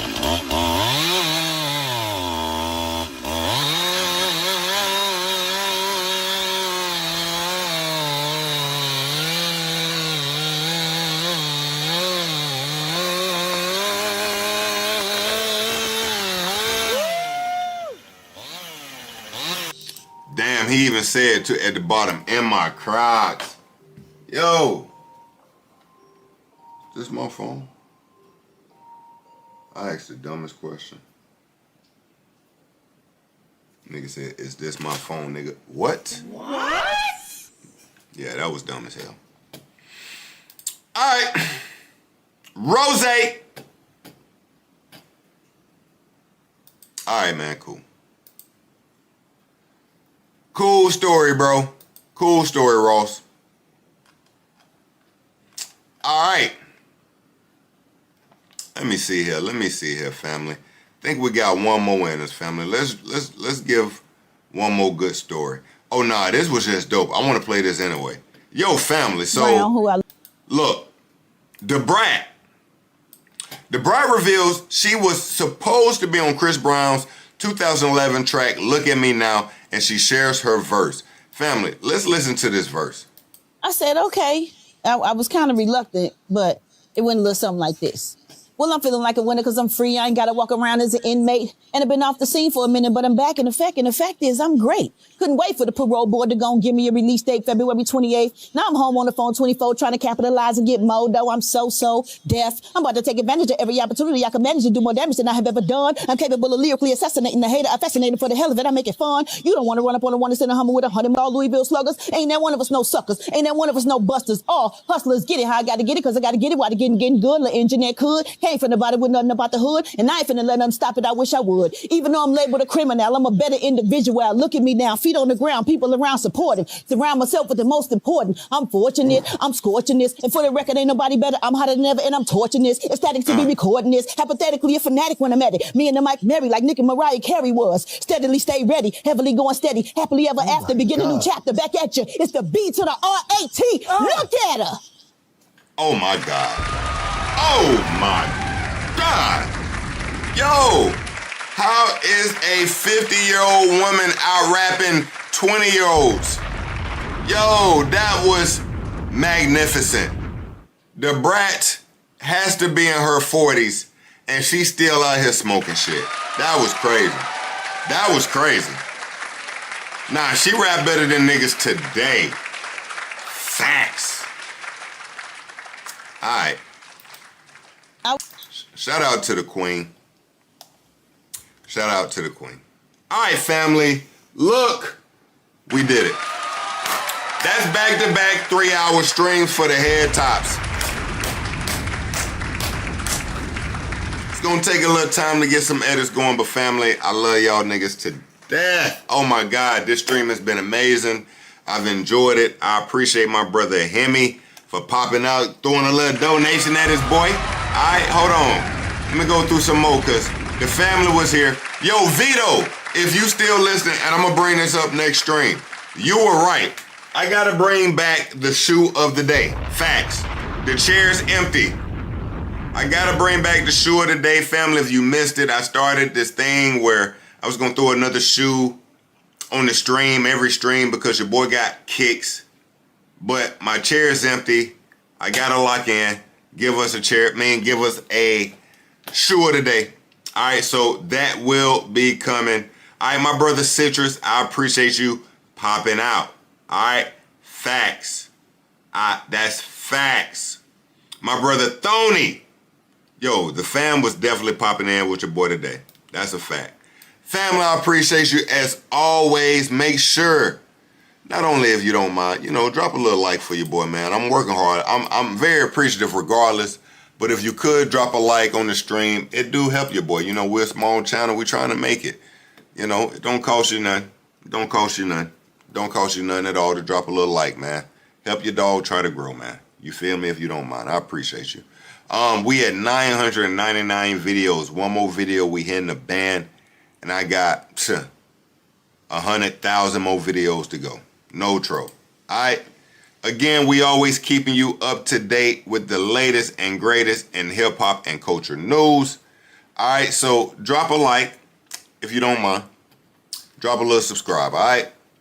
Family, I really do sincerely hope that I've entertained. Lord knows the therapy you guys give me is priceless. I mean that. Being on stream with y'all, talking to y'all, it means everything in the world to me. Whether it's one person, 1,000 people, don't matter. All right, everybody's important, and I'm gonna stream as hard. Whether it's one person watching, I know people, whatever. Family, I love you, I appreciate you. I hope you have an amazing evening. We will be back soon. Till next time, I'm out. I love you. Be safe. We out. Peace. I'm higher than my socks. I'm twisted like my locks. Big up to the locks. I did a show with Josh. Did a show with Josh. Soon as I left the spot, pulled over by the cops. Them bitches found my Glock. They threw me in the box. 8 months tops. Staring at the clock. Commissary stop. Man, we caught a 5 drop. The nigga jaw gon' drop. The bitches draws gon' drop. And then the calls gon' drop. Hello. I bought too hard, they flap, whoa. Now all these bitches got ass. How did they get it so fast? They had that in the past. I still smash in LA, they getting shot. Bitch, I know the dots. MIA, we on the yacht. Your bitch know where we dock. Hold up, I ain't from the know ya. Family, enjoy your night. Love y'all niggas to death. I fuck these hoes if I don't doze off on that drink. If I bitch, you to blame, Gucci lane, we stank. It better be the only thing, big bank. Take Lil back, you know the game. All these bitches want your Carter, your Carter. The fireman and fire starter need water. Ooh, all of your bitches, they poo. All of my bitches, they new. Damn. Bitches than you. I got a delay. I got a delay. She me in the loop. She blow me like I can pursue. My waters come out like a troop. Innocent box in the oop. Enjoying my financial fruits. I'm in a pineapple coupe. Passing you up like you. Turn the head like a screw. Get that hoe a tip. Enough to buy a whip. Get that hoe some sip. She fall asleep, I dip. I'm rich. Family. Bitch. Money. Bitch. What's in that bag? 14 bricks. You got 14 bricks in that bag? Used to drive a Mozzie. Yes. Used to be locked up with the dude that stopped the shanty. Yes. Used to be in Holly Grove with dudes that cut the bodies. Told you got so many hoes that call me Daddy. Yes. Family, I know I got a delay, but this my shit. And you niggas. Okay. Traffic to the OVO. The ones that have it. Wait for Carter about the drop. Family. It's the rock. We'll be back ASAP. Hey, y'all niggas to death, man. And as always, till next time, it's your boy Jay.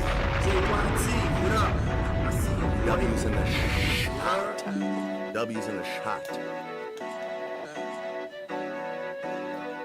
Do the knowledge, nigga.